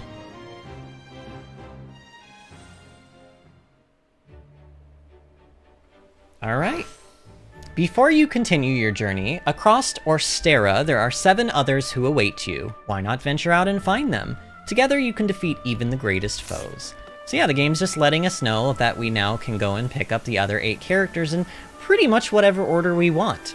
And that is exactly what we're going to do. I think my plan for these streams is I'm going to, at least for the first 4 streams, I'm going to pick up 2 characters per stream. So, we picked up Cyrus first. So, oh, apparently we're going into a cutscene now, actually. Ah. The monster came out of nowhere and it got me in the leg. I can hardly put any weight on it. I'd hate to be a bother, but do you have a healing grape to spare? I do, actually. Ooh. Inspiriting Plum. A monster... Okay, so wait, do we not have a healing grape? Oh yeah, we do. Give this person what they need? Yes. So, you'll notice his little chat box was orange. That means it's a side quest. Whew, feels good to be back on my feet. I can't thank you enough. I'd have been done for if you hadn't come along. My name is Kit. I'm on a journey to find my father. He disappeared when I was just a boy. Uh-oh. Oh no, Daddy went out for a pack of cigarettes and never came back. Are you on a journey too? Perhaps our paths too will cross again someday. Be safe, and may your travels bring you all that you seek. So yeah, that's just a nice little way of kind of showing you how side quests work. There are people who need your help all across Orstera. Help the people of the realm using the power of path actions. There may be more than one way for you to solve their problems. That is it. A really cool thing about this game that I like. The little hero character abilities that we get, some of them are similar to each other. In fact, I'll just say this. There's basically 4 different functional special things. Like, there's another character that is Cyrus's counterpart. So Cyrus does scrutinize, and then there is another character, and I believe his is called Inspire. And basically, there's like a dark path action, I'm using quotation marks again there, and a light path action. And Cyrus's is technically considered a dark path action. His is like the more rude way. And basically, what this means is that when we go and pick up this other character won't have the percentage chance to fail a scrutinize. Instead, they will just flat out have a level requirement for inspiring people, or whatever it's called. Oh no, it's not inspiring, it's inquiring. That's what it is. He inquires, this other character. But you have to be of a certain level before you can inquire those NPCs, whereas Cyrus can technically scrutinize any NPC in the entire game, but depending on his level, he has a percentage chance to fail, and again, if he does fail 5 times, then his reputation is ruined, and then you have to go to the tavern and you have to pay a fee in order to restore your reputation. So there is a benefit to having the other character's ability in addition to the one that you already have. But, like, that's kind of cool because, and then there's also even some instances too where like you can use different ways to solve a side quest, but you'll see that when we get there. And actually, now that I think about it, I kind of want to go back into the town, I think, if I don't hit a wild encounter first. Okay, we hit a wild encounter, that's fine. I don't know what this thing is weak to, actually. It's a meep. It's not a pig, it's a meep. Let's use fire. Nope, not weak to fire, although look at how much damage we did. All that gear that we just bought, man. Can I just, like, outright... I think I can probably outright kill this thing. Okay, no. But 230 damage, that ain't shabby. Oh, it healed? Dang it. Oh, it is actually weak to stabs. I should have started with the stabs. Interesting. Wow, 450 damage. Yeah, Cyrus is OP. I'm just letting you know right now. I also pick Cyrus because he's just OP. Like, magic damage in this game is, like, crazy good. So the fact that he has access to, like, 3 different types of magical damage is just very, very good. So the reason I came back into town, though, is because I think... Aha, yeah. See, there's more people now that we've finished Cyrus's chapter, the town has basically reset itself. Not reset, but like there's more NPCs here now. When happy, she jumps in the air for joy. When sad, she slumps to the ground in dismay. Her sole dream is to become the realm's greatest actress. Though her friends sing her praises, the greater world knows nothing of her talents. Still, her talents are undeniable, and if given the opportunity, she will seize it and never look back. We didn't get anything from that, though. I forgot about that. This guy is a side quest. Shall I tell you a secret? Truth is, I've been asked to cook for the king himself. I do not lack for confidence in my skills. Alas, I can't seem to get my hands on the ingredients I need most. I want only the best milk, crab, and eggs. What are you making, dude? So here we go. Chance of success, 90%. So I think 90% is usually okay. Usually if the chance is above 50, I'll try for it, okay? Let's see now. The finest chef in Atlas Dam, he worked at the palace. His cooking could please even the pickiest eater of the royal family. Now in pursuit of making the finest food, he is very particular about his ingredients, but has difficulty finding them. So yeah, lots of people. I think I'm gonna maybe skip through the rest of the scrutinizes. I'm not sure if I'm gonna do all the scrutinizes. Like, they can be very... I don't know. You know what, let's not skip through. If we don't get the next character this stream, then we don't get them. I'm gonna try anyway, but we'll see.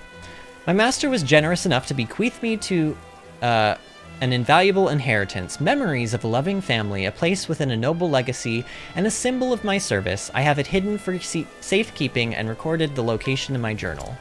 Well then, why didn't you give me a hidden item there then, huh? A mild-mannered woman who treats everyone with such kindness that some men have grown infatuated with her.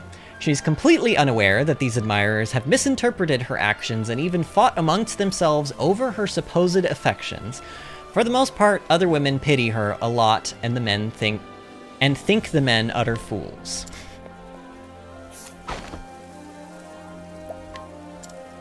A miserable moneylender who looks for easy prey. Once he discovers his chosen target's weakness, he exploits it for a quick profit. Having never succeeded in his studies, he now holds a personal grudge against anyone who looks the least bit intelligent. Good. And this person has a quest. I'm a royal teacher at the I'm a teacher at the Royal Academy. You may call me Thrasio? Say Thrasio. I don't know. Thrasio? Maybe Thrasio. But I'm afraid... Oh no, it's probably Thrasio, right? Thrasio? Thrasio? Is that? I don't know. But I'm afraid that I'm being hounded by nasty, vicious moneylenders. This guy next to you. I have repaid all of my parents' debt, but the interest. They always claim that I haven't paid all of the interest. A kind-hearted, albeit inexperienced professor at the Royal Academy who folds easily under pressure. Deep down, he is a passionate individual with a dream he wishes to see come true. Alright, so we have... How do I look at side quests, actually? Oh, that's teaching us about fast travel. Journal? Side stories. Aha! That doesn't actually tell me anything, though.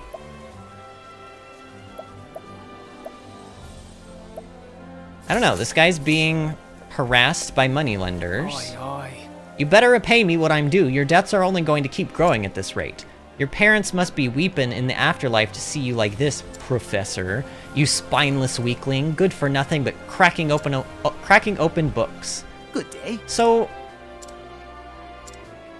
I don't know how we deal with this guy. Maybe we can't yet? Yeah, I don't think we can deal with this guy yet.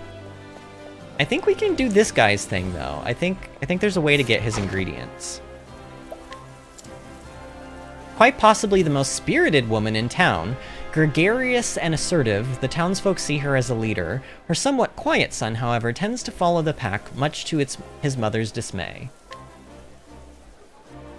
Okay, so we didn't really get anything from that either.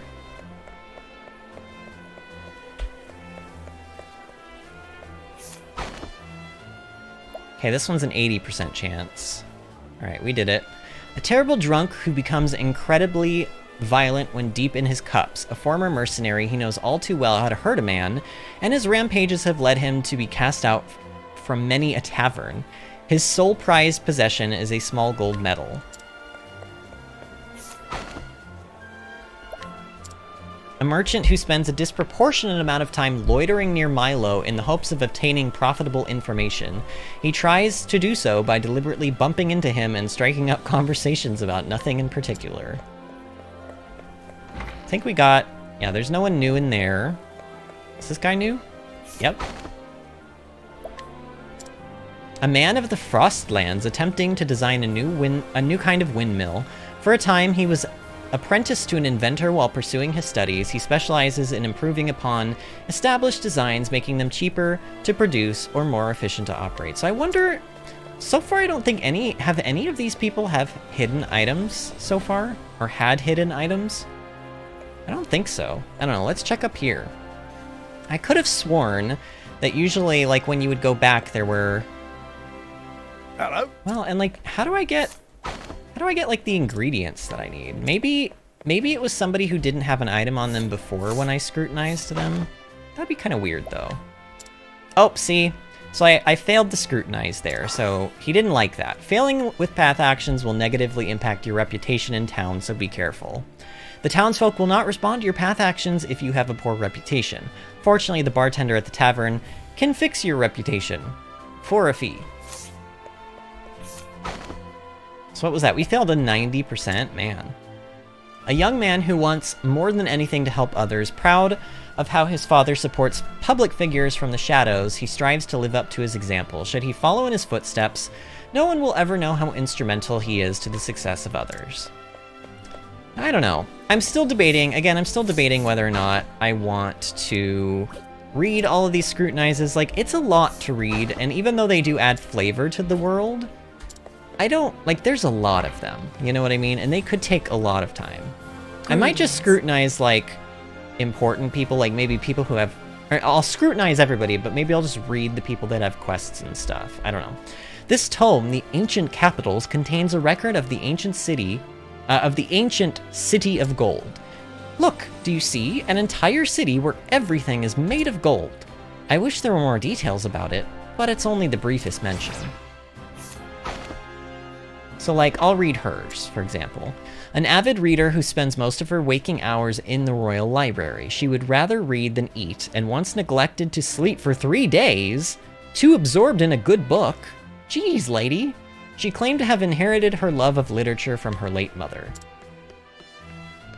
Did I already... Yeah, we've already scrutinized her, of course. We had to for the main quest. Scrutinized him. Scrutinized her. There's new... Oh, here's a new person. Alright, so we got... Oh, the Jelly Peño? Maybe I should have read... You know what? Let's read that one. That one's a little... Okay, a well-informed man with an uncanny knack for foretelling the future.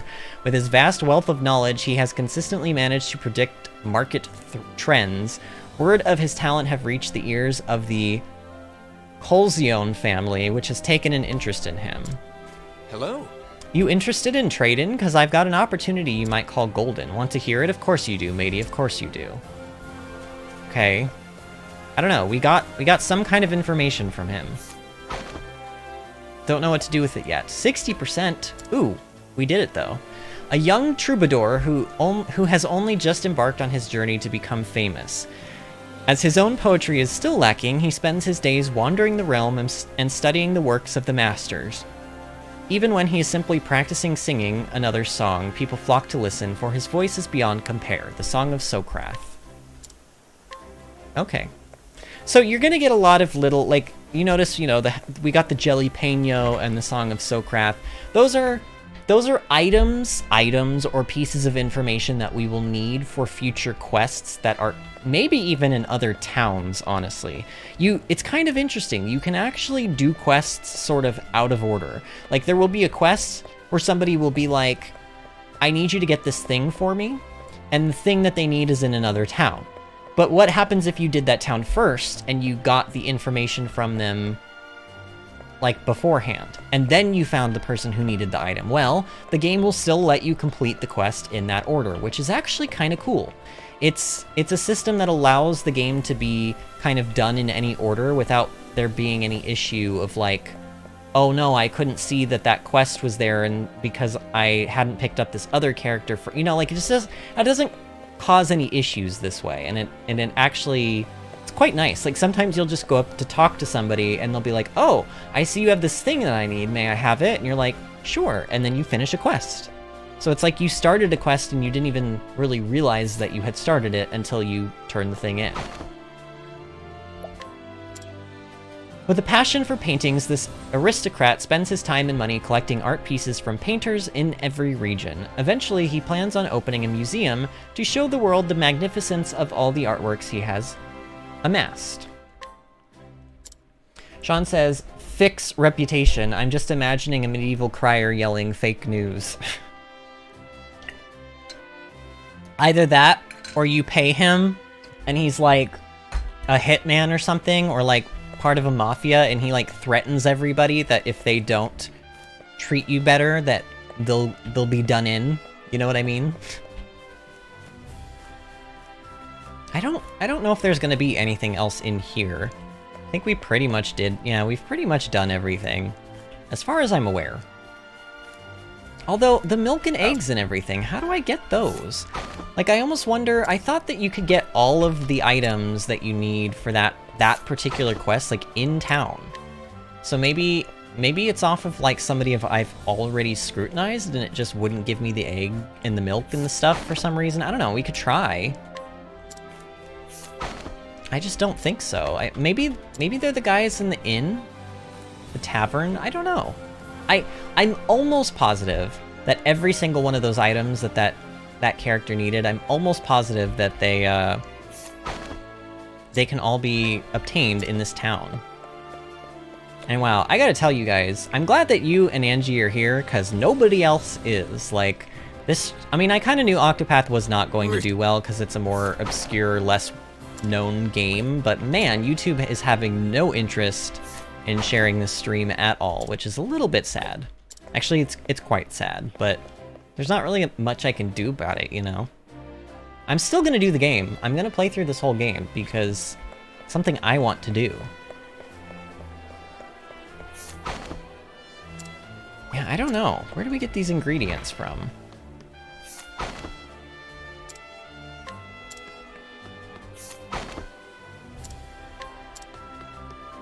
I could have sworn, too, that maybe one of the kids had one, if I'm remembering. I don't know. It's been a really long time since I've played this game, but...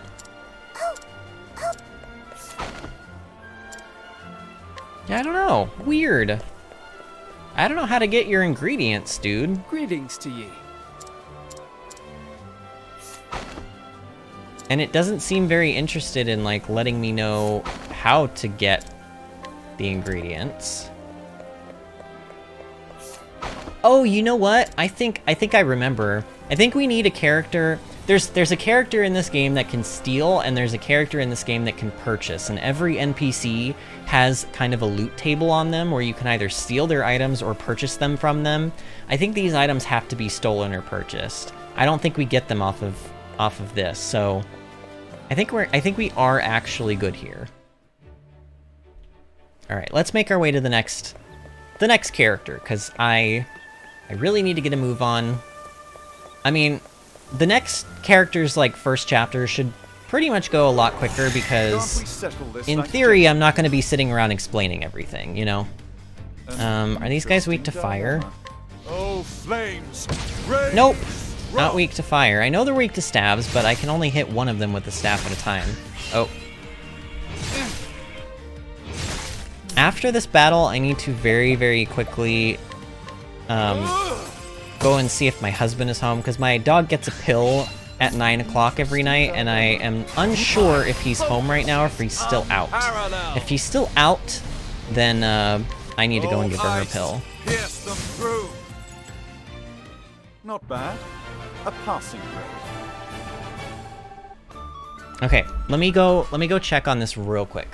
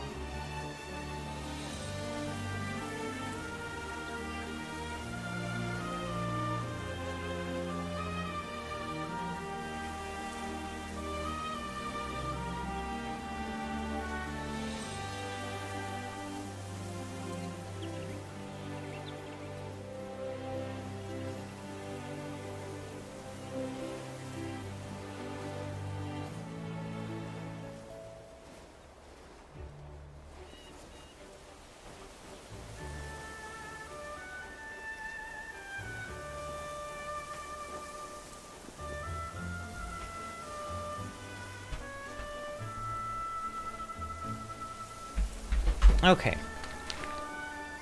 He is not home, so I gave her her pill, but let me just...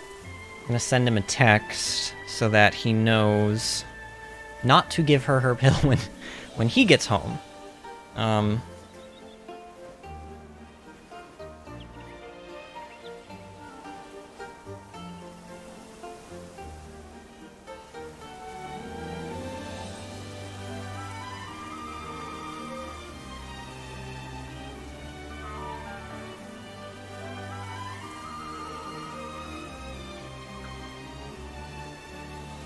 In fact, I'm gonna Facebook him and text him just so that he sees one or the other.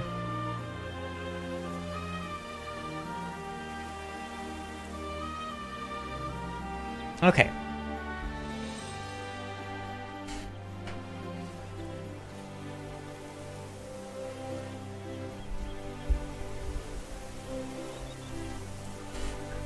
Alright, friends, here we go.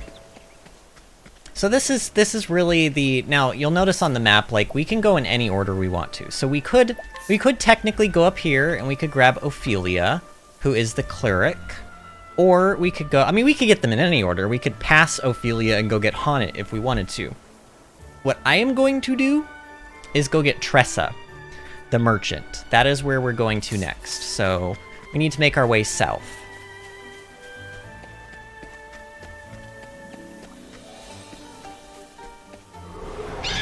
Time to teach you a lesson. Alright, so this thing is now... See, this is why I like Cyrus. We fought this enemy, like, what, twice now? And we already know all of its weaknesses. So what I kind of like to do usually with... Oh god. Oh, if he hits me, like, one more time, I could just be, like, straight up dead. You know what? I'm scared. Let's just use a Firestorm, make sure this thing dies.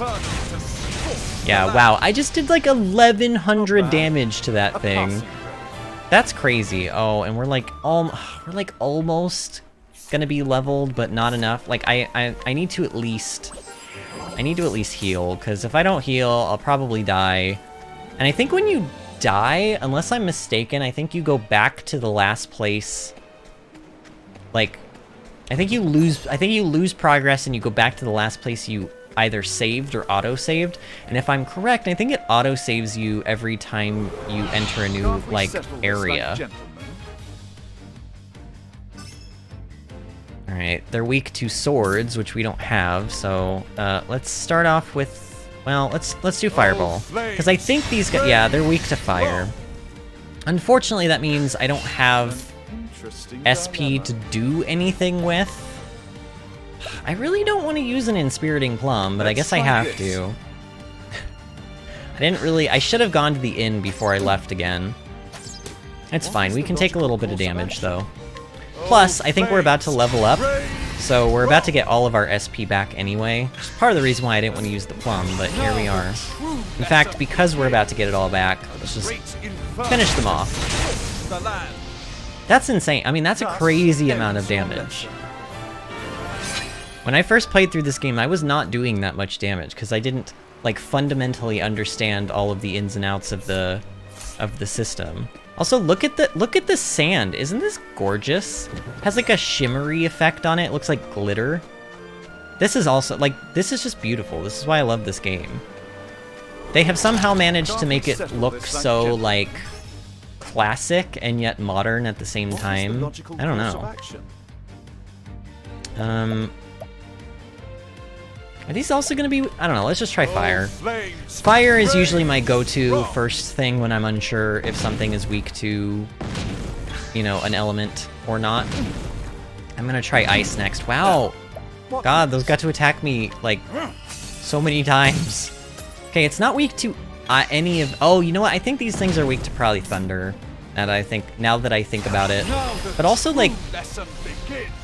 This should be enough, right? Just using, like, a single... fireball, maybe? Let's try. Yes! It actually was enough. Okay. Yeah, not being able to see their health bars, it adds a layer of, like, trickiness, because if you can't see their health bar, you don't know, should I use the attack that does one hit, or should I spend 3 times as much SP to do a hit that does 2 hits because it'll actually kill them, you know, like, I don't know. It's not my favorite thing that you can't see health bars, but it is something that we just kind of have to deal with. So I don't know what this thing is weak to. It's not weak to stabs. Now, what next? I need to get lightning damage. Oh, it's weak to fire. Oh god. Logical course of action? Oh, flames, rage strong.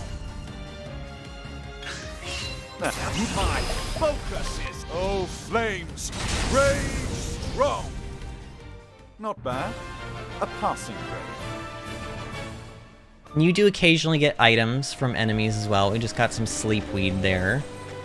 I want to go... Oh, that's nothing? Really? Interesting. Do we have... Hold on, I want to check...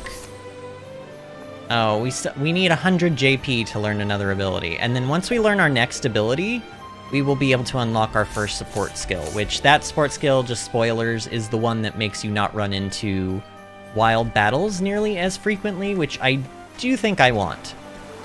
Because it's very good. I don't need to overlevel in this game because as long as you know the combat systems, you don't really need the levels or the XP. Like, you can be severely, like literally 30 levels under-leveled for a fight and still win as long as you have good items. It's actually more about the gear on your characters than the actual levels. The levels are important too, but they're not like the deciding factor. Oh, flames, rage strong. And since we're about to go into a town, I'm just gonna go ahead and dump the rest of my SP. I may not have even needed to do that, honestly. Maybe just a regular fireball would have been enough to kill them, but again, I don't know how much HP they have, so it's a little hard to tell. But here, we're already at the second town, which is great. They're nice enough that they put these characters like close enough together that, you know, you can get them fairly early. 40% chance to scrutinize. I'm going for it. Oh, dang it. Oh, man. Oh, see, this is what happens. I gamble with these scrutinizes, and I just want this. I want... Oh, ooh, we did it. We did it. We did it. Okay. We got a hidden item. All right. Cool. So, yeah, now we're in a town called Rippletide. I think the names of the routes and stuff, you guys can't see half of it because it's, like, covered by my webcam. Honestly, that's, like, the best place I could find for the webcam. That wasn't, like, super, super intrusive, so... You'll miss out on those. I'll try to read the names as we go, but no promises that I'll remember every single time. There's like lots of stuff to get here. Items, scrutinizing. I guess I'll try to scrutinize everybody first. It's also... Actually, let's wait to rest at the inn, because if we find somebody that gives us a discount at the inn, then, you know, we'll pay less, which is good. 50%? Ooh, it worked. Smarter bartering, nice. So when we get the character who can purchase items, which, hint hint, is coming up very soon, that'll be nice for us. Got a hidden item here. Essence of grape. Discount at the end, there we go. That's why I wanted to wait.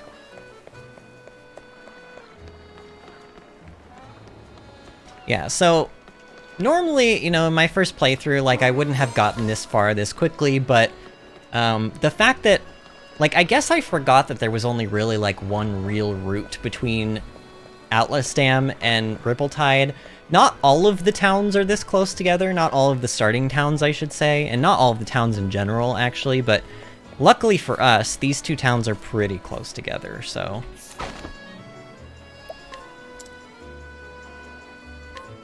Okay. Unlocking all the hidden items. I think I want to go in here. Oh yeah, this is the inn. Ooh. 500 leaf, nice. I don't think I need to talk, I don't think I need to talk to the innkeeper every time. Got some items to buy, I did... Now, obviously, there's this is the hero we're picking up, by the way. I have not talked to her for a reason. If they have a green thing, That's like either a quest or it's a hero that you can pick up. 6 leaf, that's really inexpensive, actually. And there we go, Cyrus is all healed up now. Alright, let's go into this building. Nice, we're getting all the coin flips here. I'm happy about that. Yes! Oh, so I'm gonna read these ones actually. Tressa's mother. She was working at the general store in her hometown when she met Olneo and eventually decided to go to Rippletide to be his bride. A youthful beauty who can still turn heads, she sometimes gets mistaken for Olneo's daughter. Okay. And I think once you scrutinize them, you can't fail it. Tressa's father, an owner of the Colzione family, provisioners. So you'll notice we heard the name Colzione, so these are the Colziones. He met his wife while roaming the realm as a traveling merchant. He longed to have his own shop in his hometown of Rippletide, and in the same year his daughter was born. He made that dream come true. Hey there! Welcome one and all to the Colzione family provisioners. If we don't have it, no one does. Oh, so he's got stuff to buy. Okay, but honestly, like, your wares aren't that good. Hello. Welcome! If there's something you're looking for, just say the word. Alright, well, you guys don't really have anything I need, so goodbye. Weapons? Yeah, we've already got the... So, oh, black attire. Wow, look at that evasion. So that's, like, definitely... That's gonna be for, like, a rogue-type character that I'm gonna want that evasion on. Okay. But honestly, we're okay for now. Let's go ahead and pick up Tressa. This is Tressa, by the way. Those stinking pirates! I can't forgive them for this. I'm getting everybody's things back no matter what it takes. Her name is Tressa, and she is a merchant. A tiny port town in the coastlands is the only home she's ever known. Here, in Rippletide, she cuts deals and stocks shelves, doing all she can to keep her family's shop afloat. And from the quays she's walked on 1,000 times, she looks out upon the endless sea and dreams of a wider world. When she is robbed by a band of thieving pirates one day, her pride as a merchant won't allow her to back down. And so she vows to set off for the pirates' den. She will need daring allies on the path she has chosen. Party members, find comrades and add them to your party. Seek out your fellow travelers, and they will ask you for your help. Complete Chapter 1 of their story, and they will join you on their journey. After Chapter 1, you can change your party members at the tavern. Except, there's a caveat to that which the game doesn't tell you outright. The character that you start with, you cannot take them out of your party unless you finish their Chapter 4. And because I'm going to be doing pretty much all of the Chapter 1s, and then all of the Chapter 2s, and then all of the Chapter 3s, and then all of the Chapter 4s, Cyrus is literally going to stay in our party for the entire game. That is the other reason I wanted to make sure I started with a character that I really, really felt was, like, beneficial to the party. Tressa is a merchant, and even though she is very good, I like using her a lot. She's one of those characters that you could argue doesn't always have a spot in the team. I don't know. You'll see what I mean. Take Tressa along. Travel to other areas may be restricted until you complete certain tasks. Yes. Hear the beginning of the tale? Yes.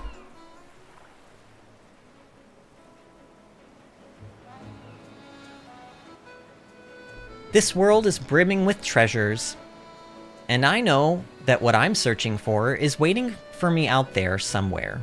So I'll set sail for the horizon and the great big world that lies beyond. Isn't this place beautiful, by the way? Look at that water shimmering in the background. So pretty.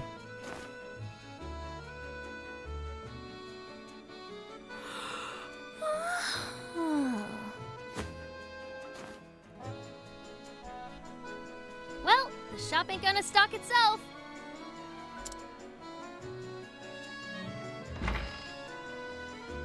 Morning, Ma.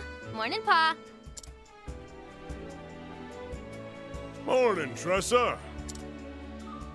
Looks like our #1 employee is ready for another day of work. Dad, I'm your only employee. Stop saying that to me. Sure am. And I'll start by stocking up the store. Hold your seahorses, little lady.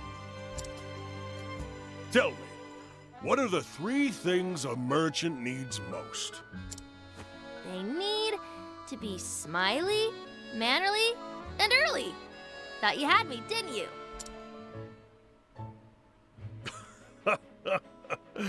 You're too clever for me, Tressa. Now off you go. Leave it to me, Pa. Be careful out there, Tressa. Oh, don't you know? Okay, she's kind of got that dialect going on. Oh, those pirates have been causing trouble around the tavern lately. Why does she sound like she's from Ohio? Or like Minnesota? You see them, you make sure to keep a wide berth, you hear? Oh my gosh. Got it, Ma. Be back in 2 ripples of the tide.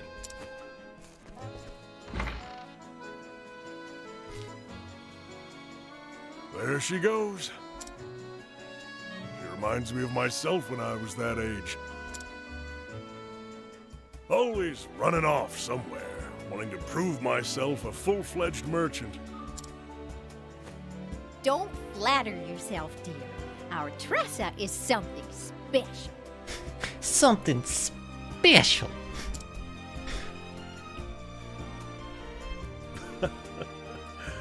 That she is.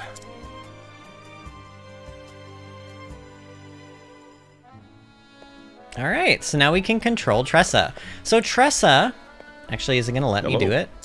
Oh, maybe it's not gonna let me do it yet. I can't use her path action yet. Okay, cool, good to know. So I guess we are just going over here then. Oh, but can I pick this up? Oh, no, cutscene. Oh! Well, if it ain't the hardest working merchant in town. You even beat some fishermen to the pier. Don't sound so surprised. We both know the early bird gets the worm, or in our case, the fish. You're darn right it does. Well, here's the catch of the morning.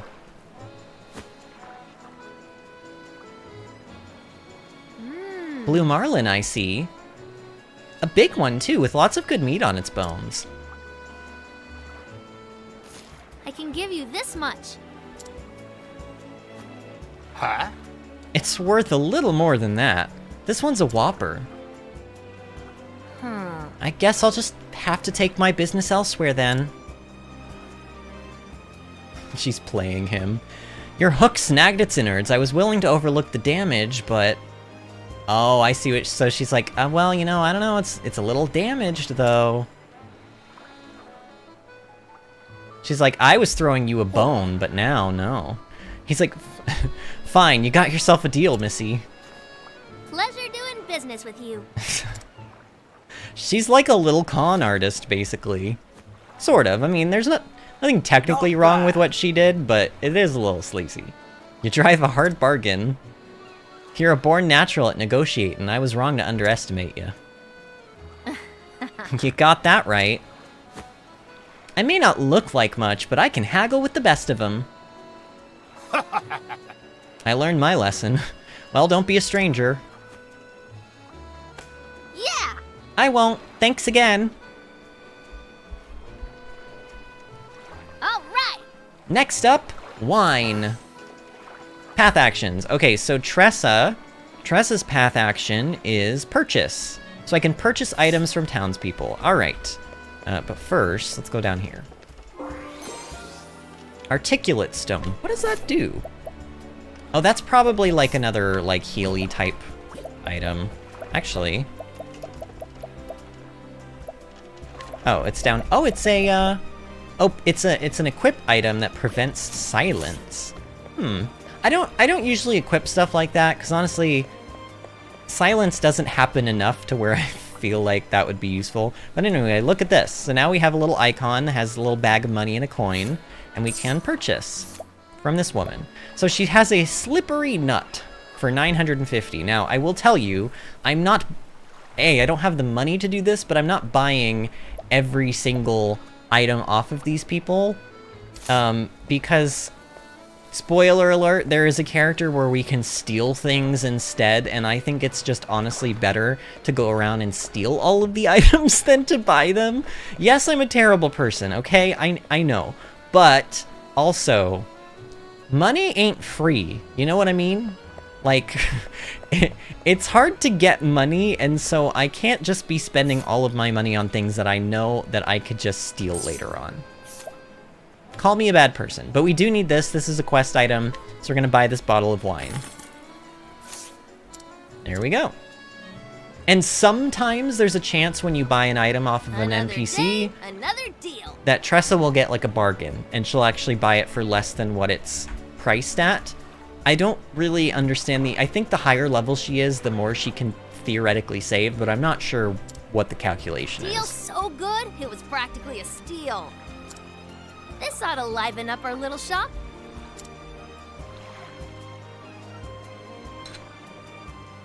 Our little shop. Just me, Ma, and Pa. If I don't take over, who will?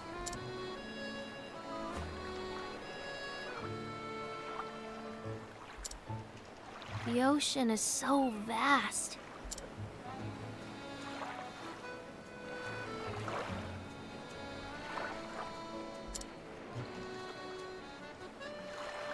I always wonder, what do I really want to do?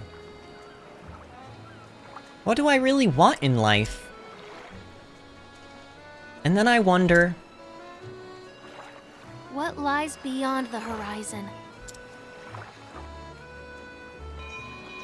Drop anchor!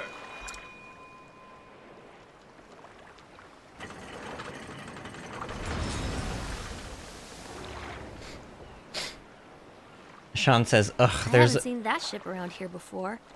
Wonder where it came from. Sean says, ugh, there's a Rick and Morty reference I want to make about stealing everything, and you didn't watch this show so you wouldn't know it, /sad.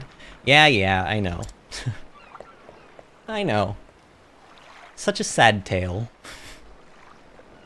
What a dreary town.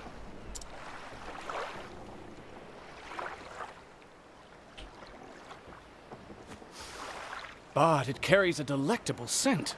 Its cuisine may be promising. What is Tressa doing?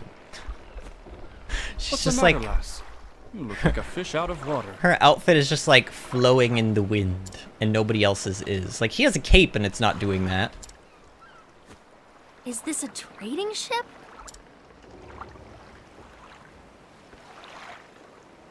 Indeed, and I am its captain. Well, Captain, the name's Tressa. I'm a merchant in this town.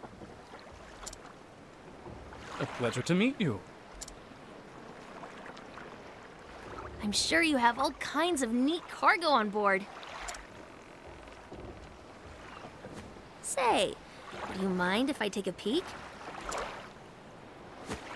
I'd love to see what you've brought from overseas. You have a true merchant's eye, lass. You gaze at a simple trading ship as if it were made of solid gold. Alas, I only allow passage to those I trust. Oh, well, okay, that's fair. You don't really know us. Aww. Uh-oh. What was that? I'll go check it out. Busy as a bream, that one. Busy as a bream. I like that. Okay, so let's go investigate.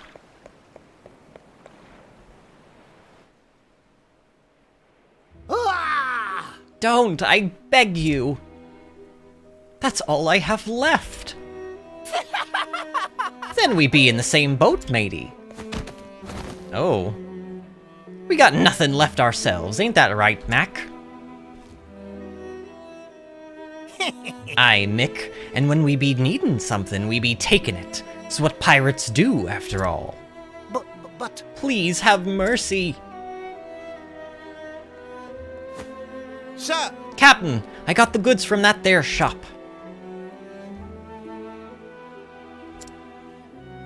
You ninny? There be only one cap'n round here, and it be me.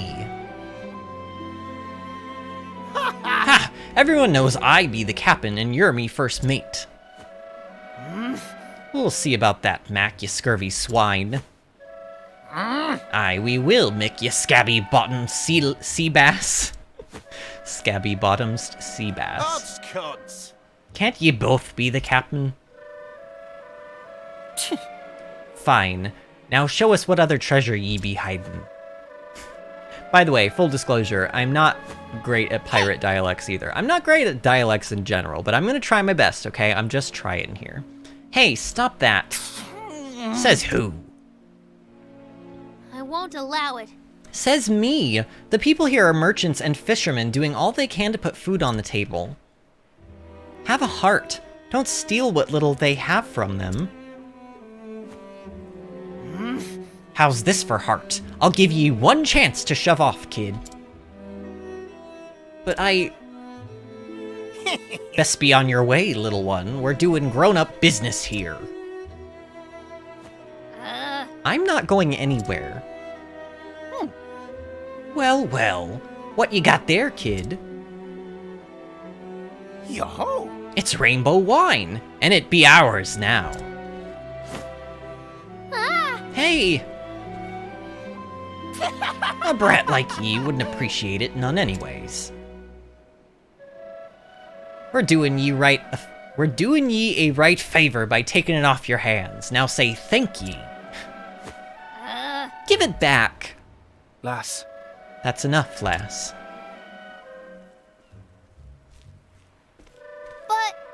But, Captain... I'd think again. You've got pluck, kid, I'll give you that.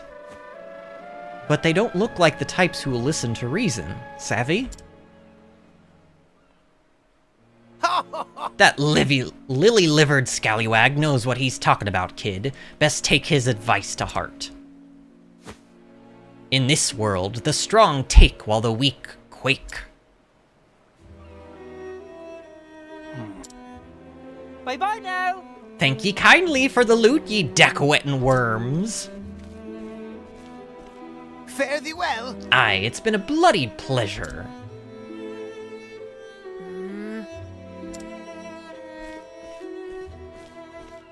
There's no need to pretend. There's no need to pretend, lass. Your legs are trembling. It's just a cramp, that's all. Lass. Sean says, grown-up business, says two toddlers in a trench coat. Not even the best merchant can buy back his life once it's taken from him. Oh, that's true. I know, but...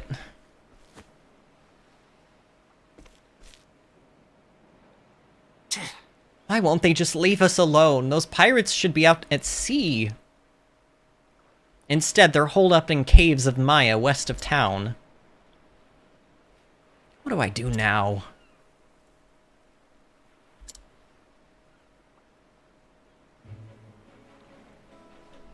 We lost bottle of wine. Oh no. Alright, so we can technically go around and kind of see what people have, but again, I don't know how much purchasing I'm gonna do. You can get really good things this way. Like, I think I can even go, so like, well, let's check this guy. I mean, like, yeah, look at that. We can get another black attire here for like, I think, isn't the black attire at the shop like more expensive than 1700? Oh yeah, it's like 1800. So Tressa can get a slight bargain on things, which is interesting. She also can buy from her own parents. But look at this, 19,000 leaf, 16,500 leaf for an item that restores HP after every action.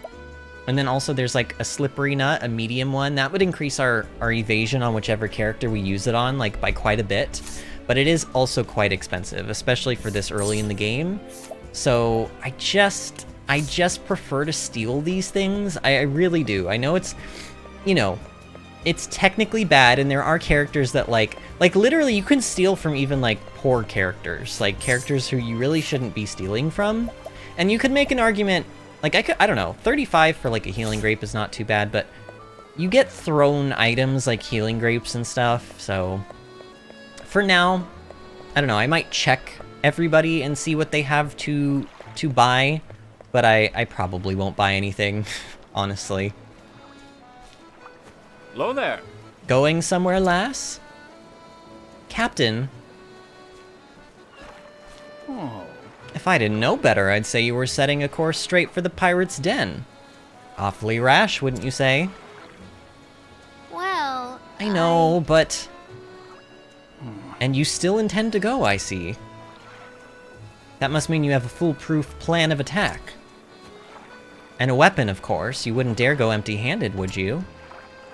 Only a fool would think they could haggle their wares back from dastardly pirates.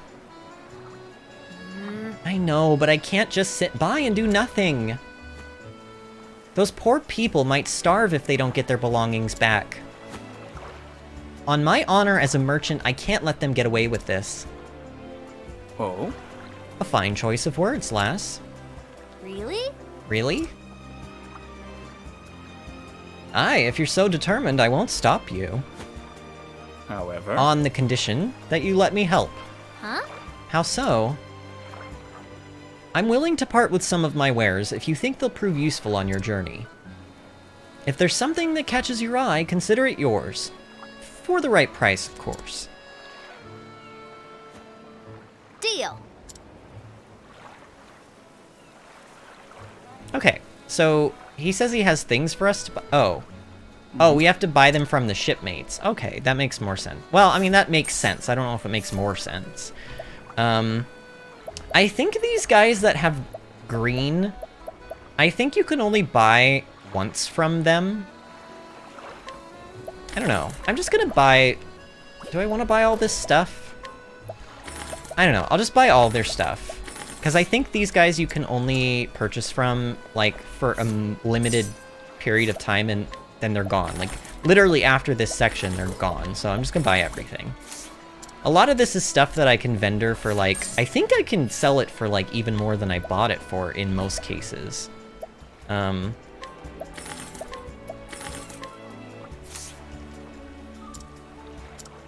Alright, so we got the item that we needed, though. We got sleep weed. Oh. And what would you need sleep weed for?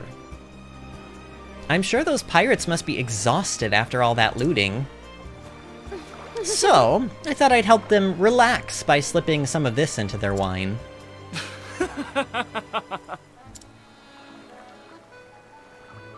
You're a clever one, aren't you? Off you go then, and be safe out there, lass. Thank you. By the way, Captain, why are you helping me? Because my eye tells me to do so. As a fellow merchant, I'm sure you understand. We appraise with our eyes, and mine tell me there's something special about you. I see. Thank you, Captain.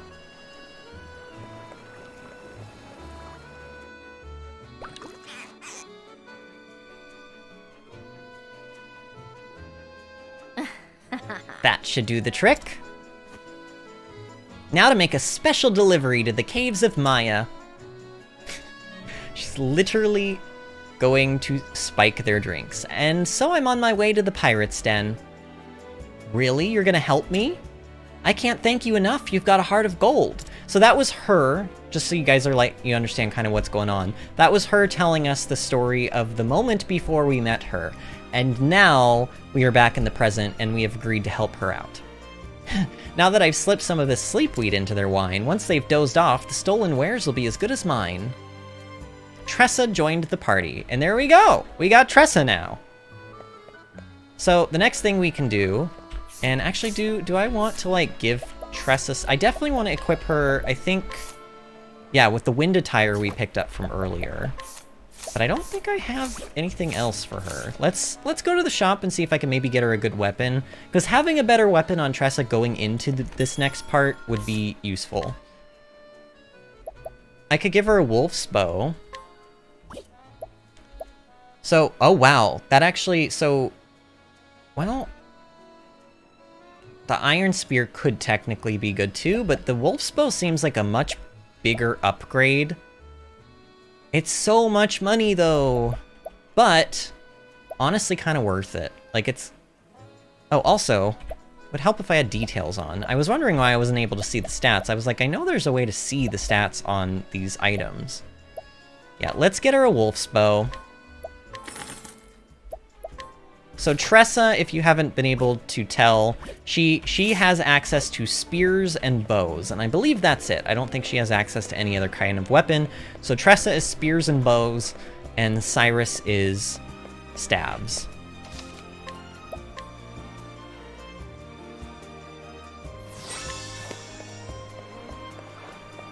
All right, let's head out of town.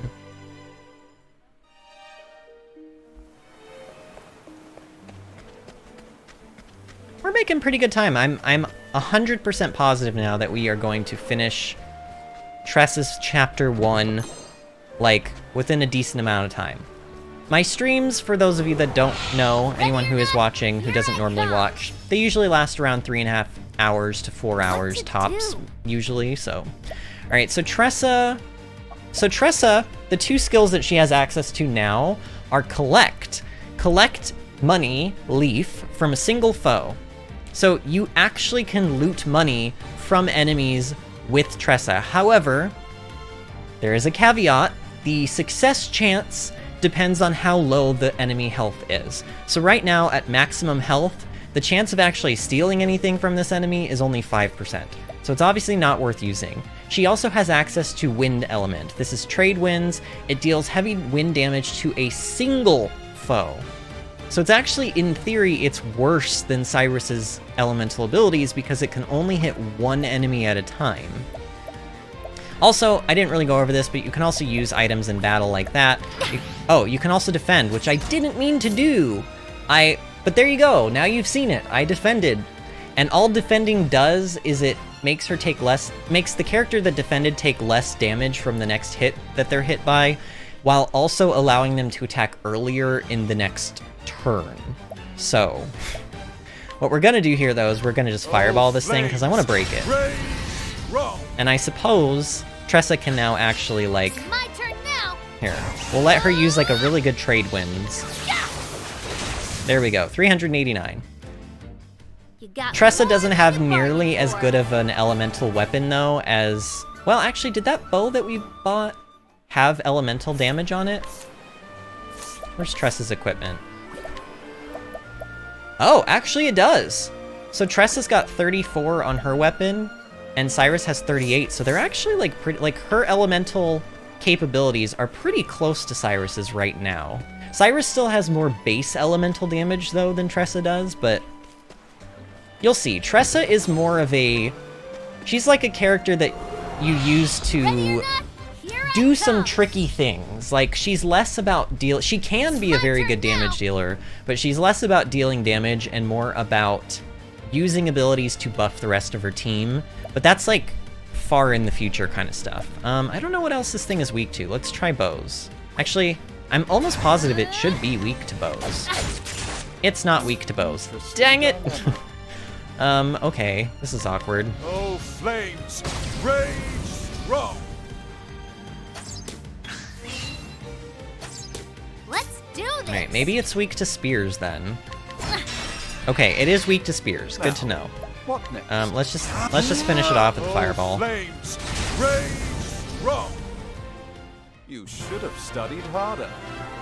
As we gain more party members, you'll also start noticing, we haven't really noticed it here yet, weirdly enough, but you'll start noticing that more enemies are able to appear in battle, even in areas you've been to previously.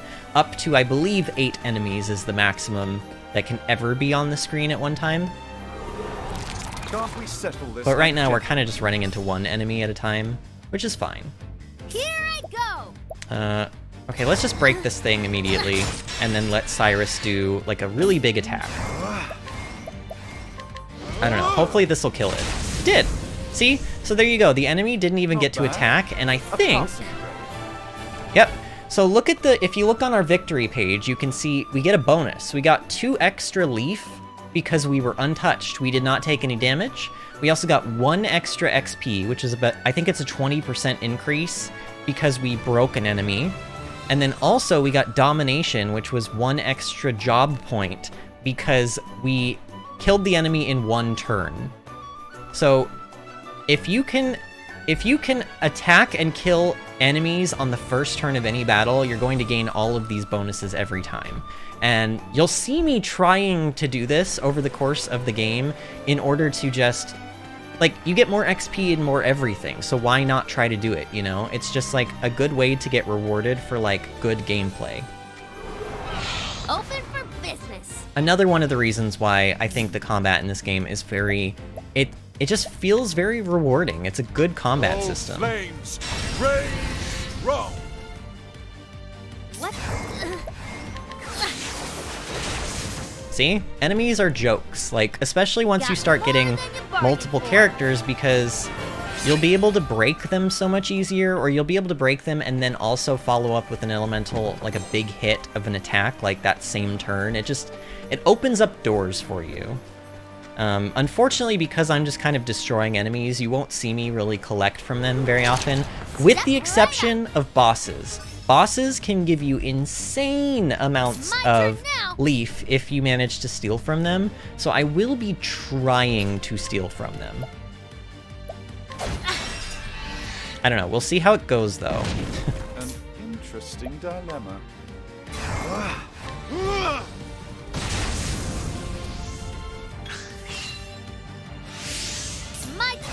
So that enemy right there, you'll notice it just buffed itself. That little shoe icon, I think, means that it buffed its speed for 3 turns. And I think the buffs are always the same. I think that's a 50% increase to that enemy's speed.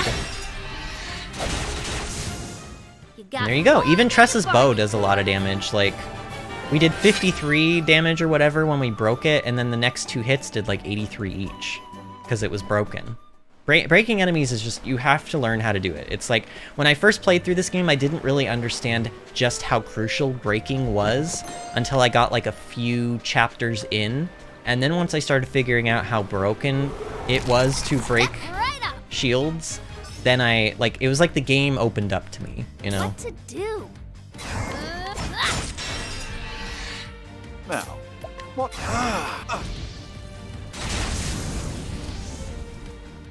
Also, it's good for us that I know this system pretty well, because it means, like, hopefully we'll be spending not all of our time in, like, random encounter battles and stuff. You know? Because we wanna, like, actually experience the game and not just be... Like, the random encounter battles, they are the action of the game, but then also they're... Like, the boss fights are more exciting, you know? And also the story and everything. Hey! Ahoy there, me hearty! Ah! Not you again. You're looking for trouble, brat?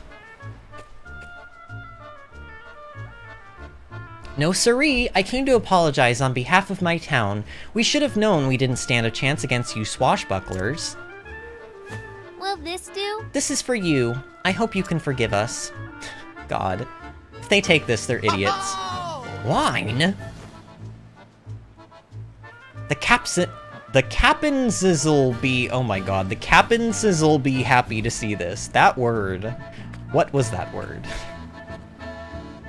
The Cappensizzle.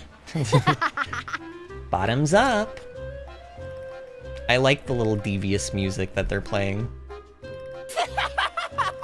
Those landlubbers didn't even put up a fight.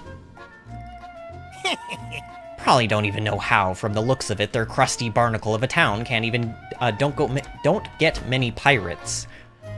The strong take while the weak quake. And that's the way the world works. Words to live by, courtesy of Captain Leon Bestral, Scourge of the Seas. Aye? Aye, we set out to follow in his footsteps and ain't looked back since.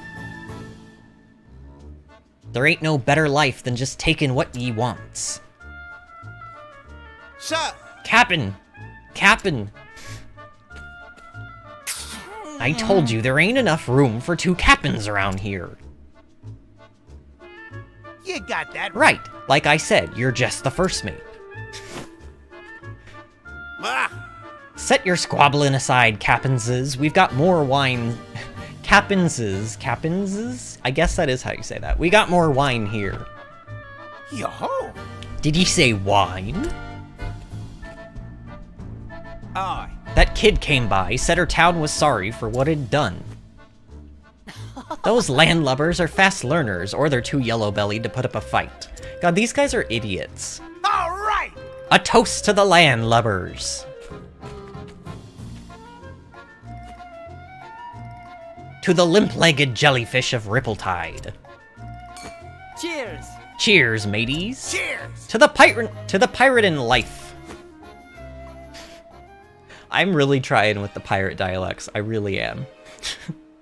It should be just about time. All right, let's go. So she stayed outside and waited until she figured that they were, like, drunk off their asses, I guess. All right, in we go. The Caves of Maya. You also can't see the danger levels. It's telling me that this cave is danger level 1.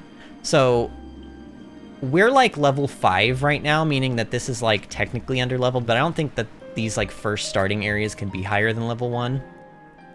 But again, unfortunately, this is just the best spot for my webcam because it doesn't block anything once we're in battle. It doesn't block any dialogue or any text. Like, it's the, you know, least of all of the evils or something like that. Well, that was easy. Ha! That's what they get for underestimating me. Alright, so her plan actually worked out. Which is a bit surprising, but I mean, honestly, these guys are idiots, so they deserve it. Alright, we got 1,000 leaf from that chest. That's nice. Wait. Where else can I go here? I don't... Oh, I can go this... Oh, oops, well, I got stuck. I like this little detail, too. The enemies, because they're asleep, they start out asleep in the battles, but the sleep in this game... Do I want to hit with a spear? Oh, I guessed wrong. Okay, once you hit an enemy who is sleeping, they will wake up. That's basically, sleep keeps them asleep until they are hit with an attack. And I think these guys are probably weak to bows. Usually the enemies in the first chapter of any character are weak to that character's weapon type. Like, almost, like, for the most part. For the most part. And in Tressa's case, she has 2 weapon types, so you'll see some that are weak to spears, and then you'll see some that are weak to bows. In this case, I'm pretty sure that one was weak to bows, but I tried spears. I don't know. I flipped the coin and I lost. It's fine. Oh! Here I come. Okay, this one is weak to dark magic. We don't have dark magic, however. Not weak to bows. Not weak to staves. What is the logical course of action? Let's just use like a beefed up fireball here. I don't know. I can't imagine this thing has enough health to really like survive super long. Trade wind? Okay, well that killed it, but it wasn't weak to any of our attacks really. As we face that enemy more and more though, with Cyrus on our team, we'll learn what weaknesses they have. If you didn't have Cyrus, you would have to figure all of this stuff out all on your own. And it makes the game a lot more challenging, so I just think Cyrus is like super, like Cyrus is, I don't know, I think Cyrus is the best character. I really do. In terms of power, but also in terms of design. Like, look at his hair. Isn't his hair like amazing? Don't you wish you had like cool anime hair like that in real life? Okay, you're weak to fire.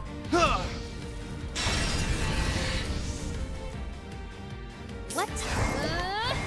Nice breeze. Wow, how are you alive? I don't know how this guy is alive right now. Whatever, he dead now. Got more than you bargained for. Now, I will say that this game is a little cliche at times. Like, obviously, Tressa saying, "You got what you bargained for," is, you know, because she's a merchant. It's like, it's a little cliche, but it's cliche in like a kind of a cute way, like an endearing way.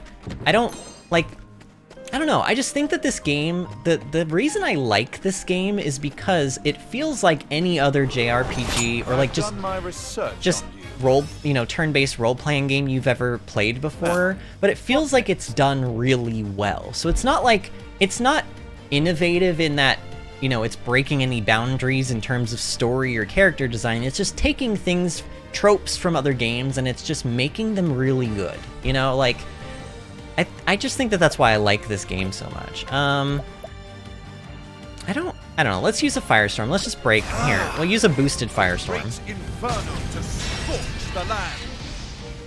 Wow, I'm actually surprised that that guy lived through all of that. This is a lot of damage to take. Time to close up shop. That's the other reason that I took Firestorm, is because that guy had 2 shields, and if I didn't have a way to hit 2 times with fire damage, it wouldn't have broken his shield. So, you know, again, it's just kind of like strategicness. Sean says, anime hair would be way too much upkeep for me. I hate... You have like you're basically like a buzz cut, right, Sean? That is... I will say that that is like pretty much... Like, you don't have to do a whole lot, I would imagine. I don't know, maybe it's not a buzz cut, but I know you don't have... Unless you've grown it out since COVID times, which is totally possible. What to do? You know, I vaguely believe, or I remember that you have kept your hair pretty short, historically. I don't know, from what I've seen on Facebook at any rate. Wow. So the pirates in here are a little bit tougher than the enemies outside, because, like, they're surviving Cyrus's beefed up attacks, which is just kind of crazy. Wow. That was like almost 300 damage with Tressa's bow. That's how much physical attack she has on that bow. Tressa, I do sometimes forget that with the weapon that she, like, has access to, the bow that we bought, like, you can do quite a lot of physical damage with her early in the game. Let's restore our SP, because we're about to go into a boss battle.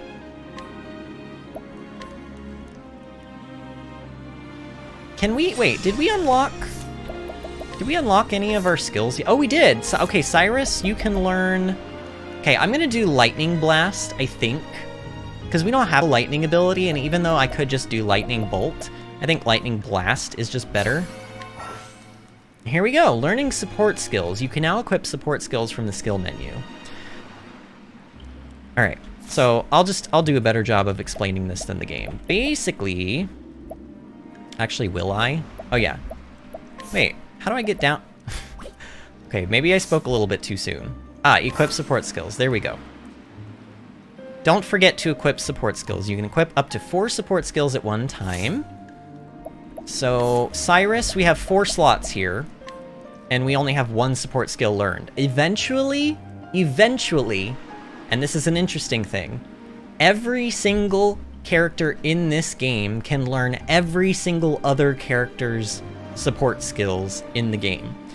We will eventually get to these things that allow us... So, like, Cyrus is a scholar class, which is basically the mage. Somewhere out in the world, there is a scholar shrine, and when we find it, we will be able to give that scholar job to any of our other heroes. So, like, Tressa could be a scholar merchant, meaning she'll have access to all of Cyrus's abilities, including all of his support skills. So the game can get really cool and customizable that way. You can mix and match the different classes of characters, and also, and probably the more important part, is that when you do this, they change their outfits, which is just really cool. Like, if I were to get a merchant secondary job for Cyrus, he would have, like, a little merchant's hat on and everything. Like, you guys will see it when we get there. It's super cool. It's one of my favorite parts of this game. But this one, Evasive Maneuvers, is Cyrus's first support skill he learns, reduces the rate of random encounters, which is not going to help us for probably the rest of, honestly, like, at least this cave, because we're about to go into, like, straight into a boss fight. Can Tressa learn anything new? Oh, she can. Okay, so I can do Trade Tempest, which is deal wind damage to all foes. I can also do Rest, which is restore one's own HP and SP and cure status ailments, and it's for free. She can do that for free, which is pretty good. But she can only do it on herself. She can't, like, restore anybody else's health and stuff.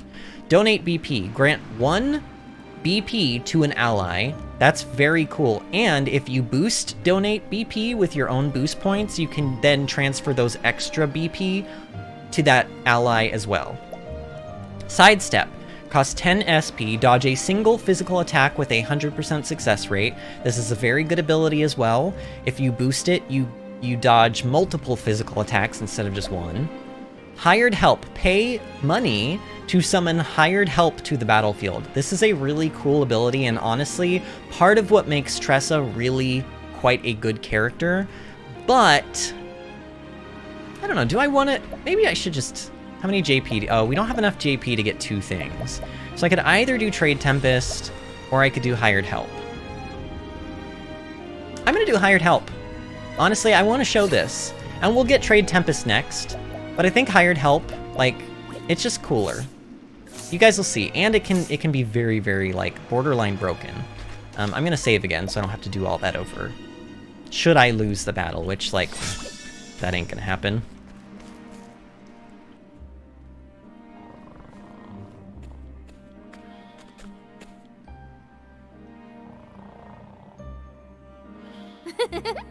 Sean, by the way, says, buzz cut, I grow it out until it starts to crawl over my ears or gets into my line of sight and then gets cut again. I shave like once every 2 weeks. I hate the feeling of razors. Oh, I don't, when I have to shave like I have really, really coarse, thick hair, and I have to shave like my neck every day, and it can get really irritating on your skin to have to actually shave the same area like over and over and over like every day. It's not fun, I'll tell you that much. I hope there's treasure in your dreams, because there won't be any here when you wake up.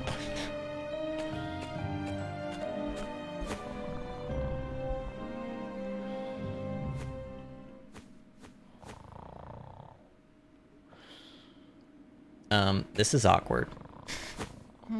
Hey, what are you doing here? Me? Well, I just came back to get the cask. I'll be going now.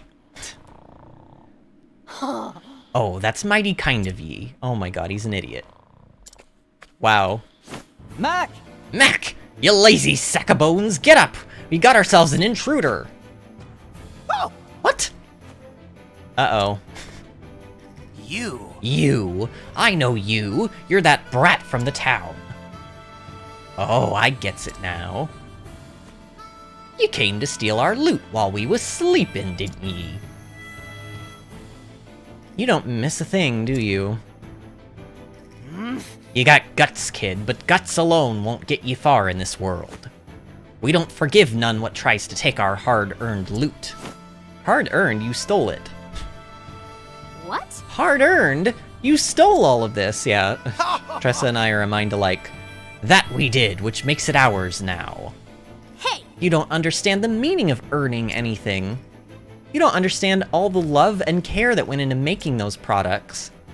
How hard those people have to work to earn the satisfaction of their customers. And it's up to the merchants like me to make sure these products find their way into the hands of those who can appreciate them. I won't allow it. So on my honor as a merchant, I will get those goods back. You're shark bait, brat. You got that right. Don't expect us to go easy on you. The world's a harsh place, as we're about to teach you. Now, let's get down to business. Alright, so we have a boss fight, and this time we have 2 bosses in one fight. Alright, I don't remember what these guys are weak to, so why don't we just start tossing stuff at him? Okay, he is weak to fire. That's good to know. Ow. Ow, my face. How much does this... Okay, so... Oh yeah, here we go. So, the way hired help works is you actually gain access to, like, look at this. If I had 30,000 leaf, I could summon veteran soldiers to unleash a powerful sword attack on all foes. And let me tell you, this thing has, like...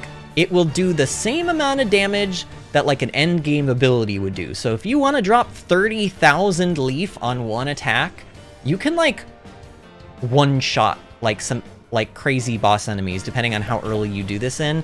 It's obviously not really worth it to spend that much leaf, like, especially early on in the game. There will become points in the game where we'll have, like, millions of leaf, but that's not right now.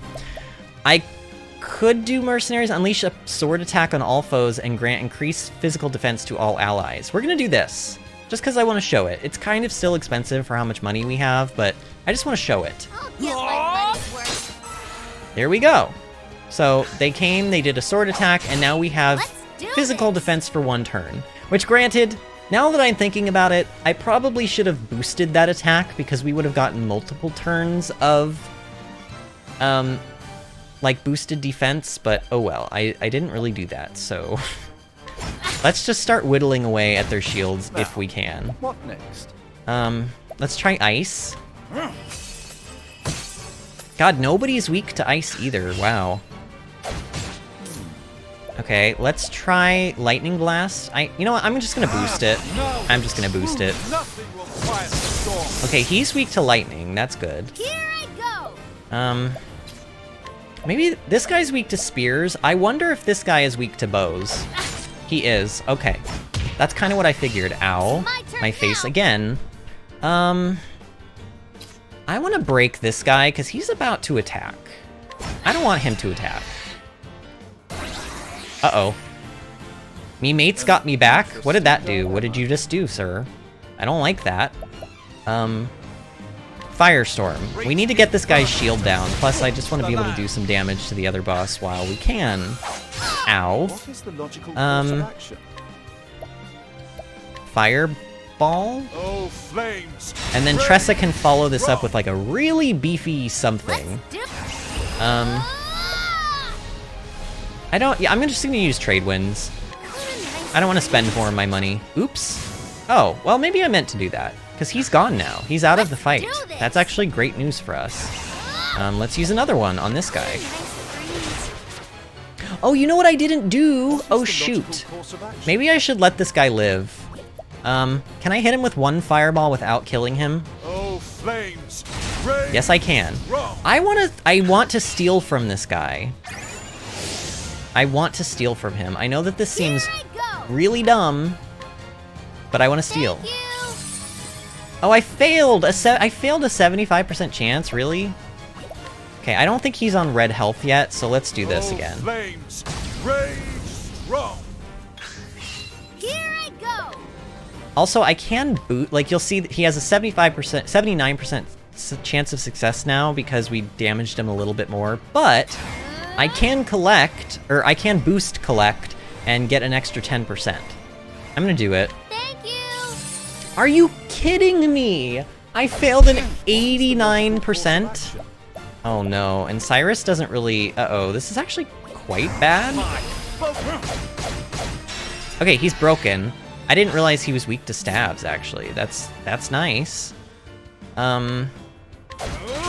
Tressa, can you please actually steal this time? Thank you. Tressa! Tressa, dude! What is your... Uh-oh. Oh no. Oh no, that's very bad. My turn now. That is...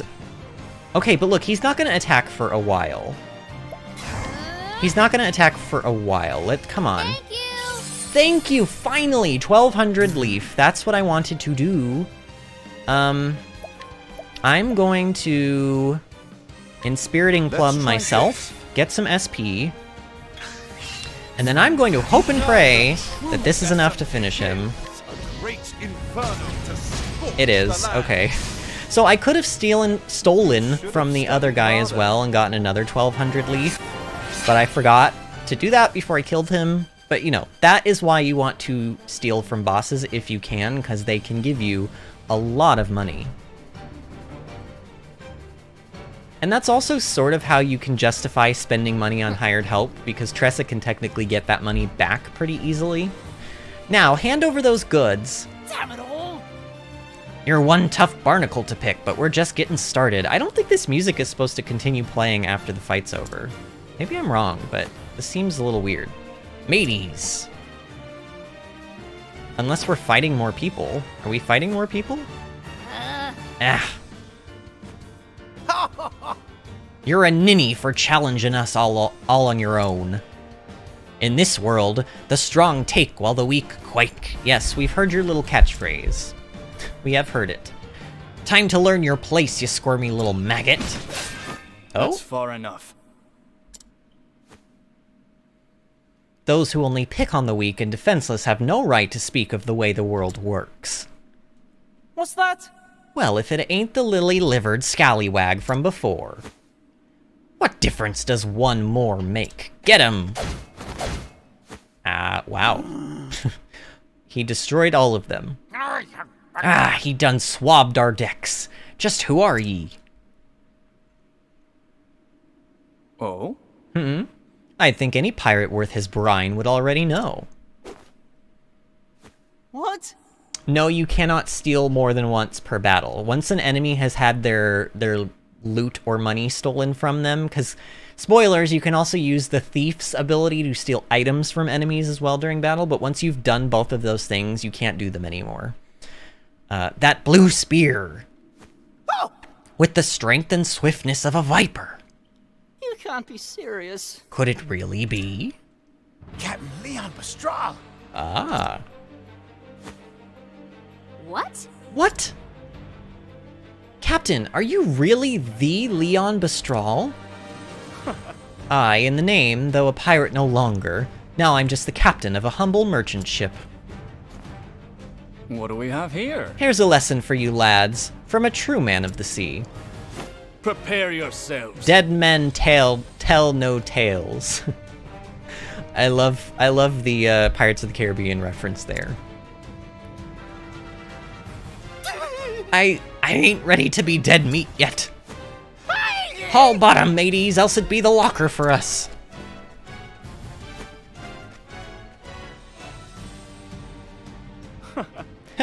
Their feet are as quick as their wits are slow. Captain? Lass. Call me Leon, lass. Mr. Leon. Mr. Leon, thank you for saving me. I believe one good turn deserves another. Now, have you gathered all you need? Yes. Yep, all that's left is to bring back the goods. Excellent work. Now you can return home. Your honor as a merchant all the greater. I must make for the docks. It's time I set sail. You're leaving so soon? Of course. The sea calls me, lass. But before I do... Why don't you come by my ship? This music is so good. I love the soundtrack of this game. It's beautiful. What's the matter? What are you waiting for, lass? Well, It's just...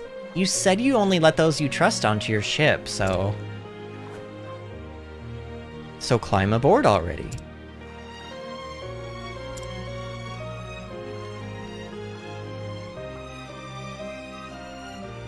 Lass. It took a great deal of courage to stand up to those pirates, and I believe such bravery is deserving of a reward. Huh? Reward? Aye. I've collected countless treasures from the furthest corners of the world. They are my most prized possessions. And you may take whichever you fancy. Wow. Really? Really? I could never take something so precious from you.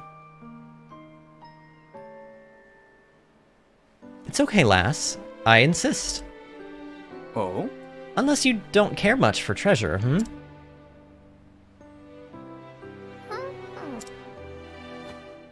When you put it that way, I can't really refuse. That's the spirit.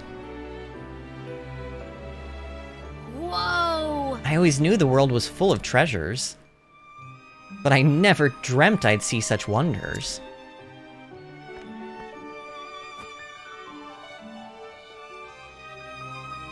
This is beautiful. Oh. Oh, a fine choice. What strikes you about the painting, lass? Well, I don't really know. Out of all these incredible treasures, this one, it speaks to me. It's like I can see into the artist's soul. I can feel what he felt, all he experienced in his life. That is love unforgotten. A work left behind by Bastian, a famed painter from the land to the west. He was quite the admirer of women and married 4 times. Wow. Okay then. And yet he could never forget the memory of his first love, who tragically passed when the two were babes of 13 years. Oh, okay, so they weren't actually married. Well, hopefully not. I don't know. Can you get married at 13 in this world? Be a little weird. It was his life's work to depict her as a woman grown, the beauty he knew she'd have one day become, working on the piece until the end of his career. Today, it is one of the world's most famous works of art. Wow, I never knew. Mr. Leon, would you mind if I looked around a little longer? Of course. To your heart's content, lass. A born merchant, that one. I can see it in her eyes. She knew not of a thing of Bastian, yet identified that painting as a masterpiece in an instant. I thought this was just a sleepy seaside town, but this girl... she might just be a shining gem among the rocks. Huh? Did you say something? Yeah! This is the one. Is it alright if I take it, Mr. Leon? This is... Let's have a look now.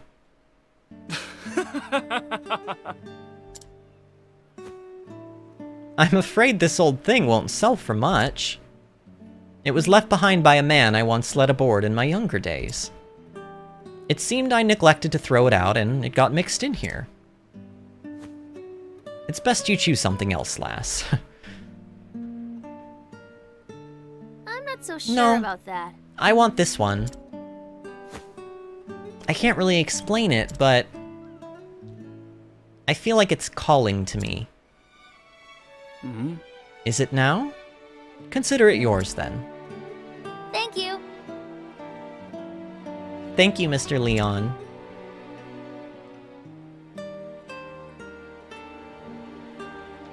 Sean says merchant, Fare thee thief, well, lass. potato, Perhaps the day potato. will come when you and I meet as rivals. But I won't be beat. I swear it on my honor as a merchant. Weigh anchor, men. The ocean calls.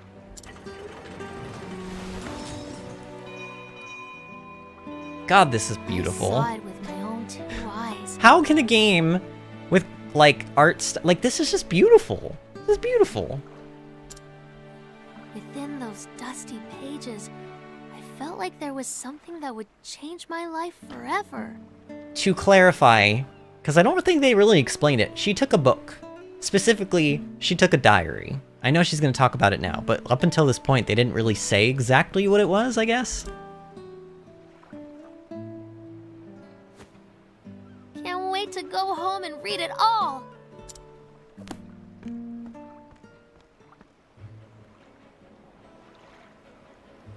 All right. Oh, and this is another thing that Tressa gets to do. So we just spotted 280 Leaf. The more battles you partake in, the next time you load into a new area, Tressa will just randomly find Leaf. So having Tressa in our party means over time we will just get richer and richer and richer. Which is great. I love that. I love money. Call me Mr. Krabs. But I love money, and having Tressa able to get us money just passively is amazing. And also in the boss battles, which as you saw can be very advantageous. Within that book were the records of a traveler, one who had journeyed to the far ends of the realm. Spellbound, Tressa forgot time and read every one of his adventures. This world is brimming with treasures. And I know what I'm searching for is out there somewhere. So I'll set sail for the horizon. And the great big world beyond.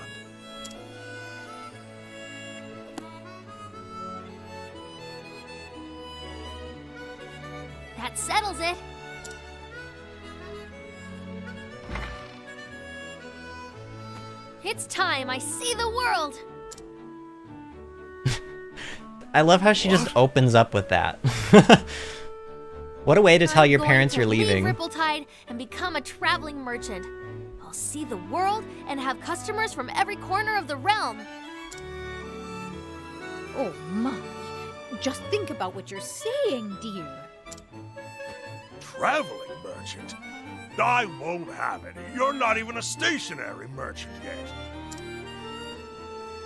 You need at least 2 more years of stocking the store, and 3 years of working the shop front. That's 5 years before you're ready to go anywhere. Sorry, Pa. My mind's made up. Besides, I'll get all kinds of training on the road. I had a feeling you'd say that. There's no point in trying to stop you now, Tressa. You have my blessing. Oh, darling! This is our little This girl woman's you're voice, I talking love about. it. Oh, don't you know? I know. But I had a feeling this day would come. She is her father's daughter, after all. In the end, being a good merchant boils down to experience. That's just what you'll find out there. Go and see the world, Tressa, until your heart's content.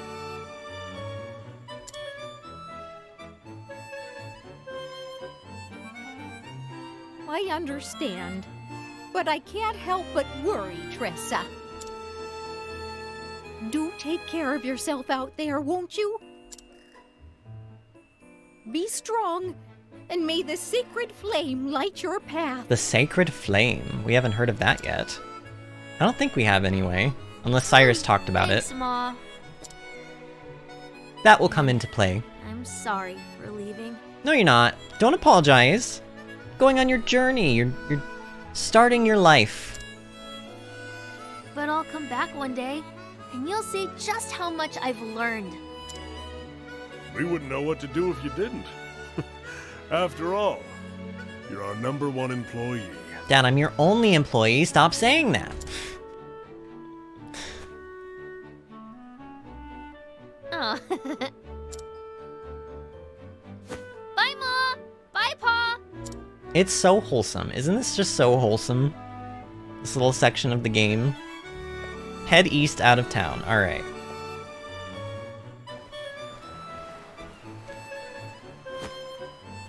This journal? The author only filled half the pages. The other half is still blank. Guess I'll just have to pick up where he left off. I'll write down everything. I won't leave any stone unturned. From the next chapter on, this will be my story. I'll travel far and wide and journey on until every last page is filled.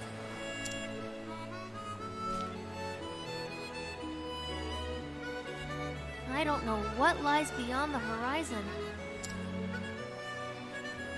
There's only one way to find out. See ya, Rippletide!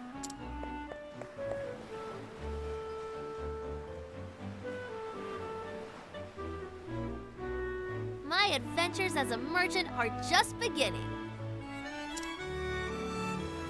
I'll start by following in the footsteps of a nameless traveler.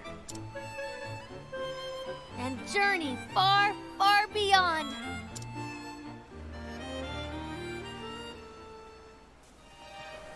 Alright, and there we go. Tressa is now officially on our party. I mean, she was technically officially on our party before, but we have done her chapter 1. And the last thing I kind of want to do, because I think we're obviously going to stop here in a second, but before we do, I want to go into the inn, because I think... Well, maybe not.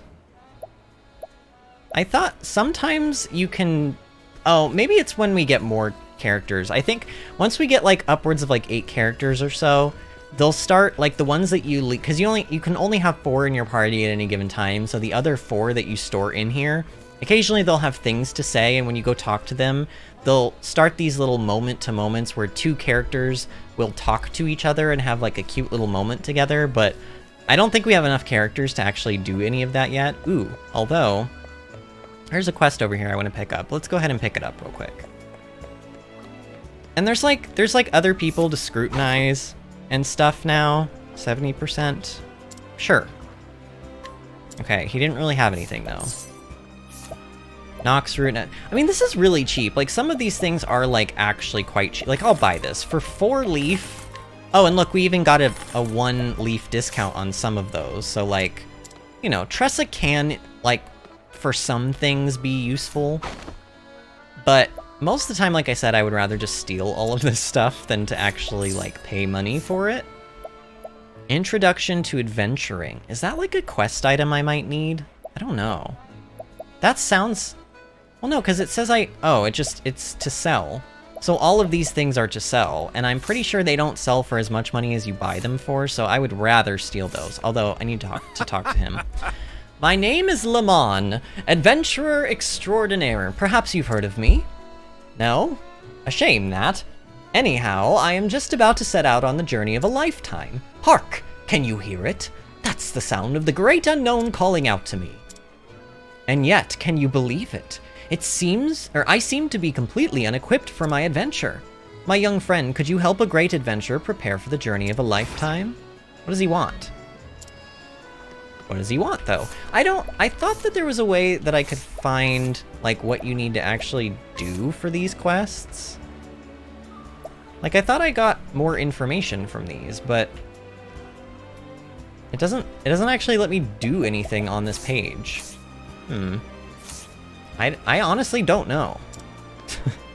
He says to help him... Oh, wait, to help him prepare for, like, an adventure. Oh, but then he has the introduction to adventuring, so I'm not going to buy that and then try to give it back to him. I don't know. I'll have to figure that out later. But yeah, I don't think there's really a whole lot else we can do here. I mean, we can scrutinize these people, and apparently, ooh, we failed. Fail 4 more times, and my reputation here will be destroyed. A new treasure. So yeah, I mean, I might run around. I don't know, maybe the hidden item stuff and the scrutinizing, maybe I'll try to do them off camera or something. This is a game where I won't play much of this off camera at all, really, because I've already played through this game. So there's not really a reason for me to play it in my spare time. It's not that I don't want to play it, it's just that, like, the whole reason I'm doing the game again is to show this to people. So I don't want to do a whole lot of it, like, off stream. But some of the stuff, like the scrutinizing, I don't know if it's a little mundane for people, so why don't you guys let me know what you kind of all think over time, and if you start getting bored of this kind of stuff, then we don't have to do it. But honestly, that's why I stopped reading a lot of the scrutinization things, because there's so many NPCs in this game that, like, 90% of our time would simply be reading stuff from NPCs, and... Ooh, 190 for a Thunder Soul Stone? That's not too bad, actually. I still don't know if I want to pay it, though. I'm pretty cheap in this game. Like, I don't like... Because of the fact that I know that I can steal things, I basically don't want to ever spend money on anything. Ever see Idiocracy? LOL, I like money. Is that a movie? It's probably a movie or a show that I have not seen, I'm sure. Luckily, all of the scrutinization is, like, pretty good. Oh my gosh! He has a heavy bow for 11,400 leaf. Honestly, like, it's about twice as powerful as what Tressa has now, but I don't even think it's worth as much as he's charging for it. That seems really steep. That seems very steep. Let's talk to her. She has a quest. Why can't he seem to understand? The same stubborn fool has proposed to me 10 times over, you see. Wow, 10 times. Every time I turn him down, and every time he runs home crying all the way. My god. What woman in her right mind would want to marry such a spineless and fragile man? Not me, that's for sure. I mean, I kind of don't blame her. 10 times! Like, at that point, doesn't it just become harassment? If you say no that many times, like, I'm pretty sure that's just harassment at that point. Known for her beauty, this woman is the object of affection for many. Men come to Rippletide from far and wide seeking her hand, though her scathing words chase them all away. Okay, so she has a little bit of a reputation, but still, plate shield, physical defense 45, and evasion -4. That's very expensive, though.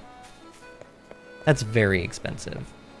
But yeah, I don't think there's really a whole lot else we can do in this town. I think we've pretty much talked to everybody. I don't really know how to do those side quests. Maybe I'll look them up, because I could have sworn you could do some of these side quests as you got them, but so far we haven't been able to do any of them.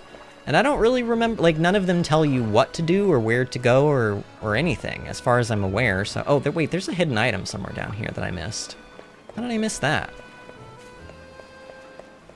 Oh, it's right here. Ooh, a large Thunder Soul Stone. That's nice. Are we all healed up? Yeah, we are all healed up. All right, well, in that case, let's find a place to save. I guess we'll go back over here and we'll save in town, since it's a little prettier here than it is out on the route. All right, and there we go.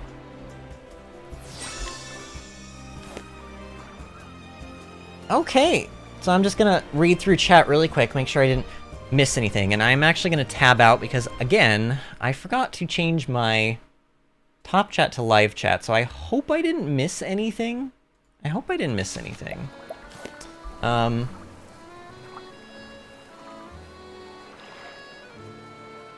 Yeah, I don't think I did. Angie says Sean cuts his hair and or shaves when we visit his family, because if he doesn't, his sister will trap him. What do you mean will trap him? His sister will trap him? Like trap him and then, like, force him to shave or something? I'm very confused. Yeah, I don't know. Anyway, I think I've caught up on chat. Again, this stream, I wish that, you know, it's funny because the average view duration actually did quite well on this stream, which means that the people that were here watched for a long time, but the actual view count is fairly low, which I did expect, but I had kind of hoped that that wouldn't have been the case. But there's probably not a whole lot of people searching for Octopath anymore. It is a fairly old game now at this point, and also a lesser known game. It sold pretty well when it came out, and it has sold, you know, obviously more copies even over the years, so it has sold pretty well, but it's not as popular of a game as, say, like Horizon or, like, you know, Pokemon Legends Arceus or Breath of the Wild or anything like that. So I know it's not going to do as well on the channel, but I am going to try to, like, maybe look into changing some of my, like, tags or something to see if I can just get more people in. Because it would be really nice if I could, you know, reach out to more people to show more people this game. Preferably people who haven't seen or played through it, but, you know, it's going to be, with a small channel like this, it's going to be hard to find anybody who's not blatantly just searching for whatever game I'm playing. And if they're searching for it, they've probably either already played it, or maybe they're just looking for, like, a short amount of time to watch because they're interested in playing it and they want to see if they'll like it or not.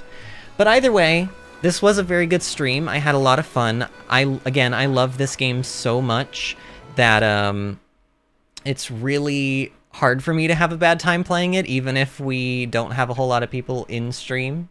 Oh yeah, and Sean says she will forcibly cut my hair. Oh my goodness. Can your sister cut hair? I would imagine. I used to cut my own hair, actually. For 15 years, I cut my own hair, and then as of like 3 or 4 years ago, when I decided I wanted to get my hair bleached, I was like, you know what, I can't do this. I mean, I probably could, but I don't think I would do nearly as good of a job. So I started to go to a hairstylist, and while she does the coloring, she also does the cutting. And honestly, even though I could still cut my hair and do maybe not as good of a job as she does, but like a similar, decent job at it, I still think she does it better than me, and it's less work for me to have to worry about it. Honestly, cutting your own hair is very difficult. It's possible to do it, but it's difficult, and also you have to clean up the mess afterward because it's in your house. Whereas otherwise, I can pay somebody else to do it for me, take the hassle away from me, and also clean up afterwards, which, you know, is just a lot of load off of my back. But anyway, this was a really good stream. I had a lot of fun. And tomorrow we're going to stream again, probably around the same time.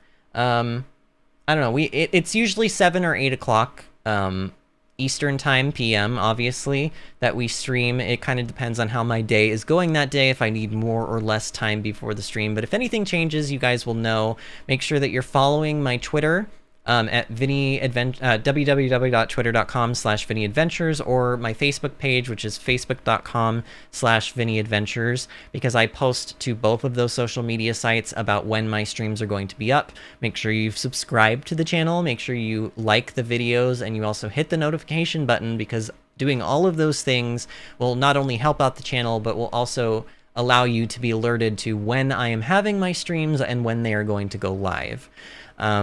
But again, thank you for everybody who was in here. Sean, Angie, it's always a pleasure. I love when you guys come and hang out on the stream. You keep me company. You keep me from going insane and from being terribly alone and lonely and sad. Oh, and that's true. I guess Sean says his hairstyle is a buzz cut. Rose could probably manage it. Rose being my dog, for anybody who doesn't know. And yeah, you're right. I suppose that's not particularly difficult. All right. But I will see you guys tomorrow around 7 or 8 o'clock PM Eastern Time for more Octopath Traveler, where we will pick up 2 new adventurers and continue our journey. See you guys then.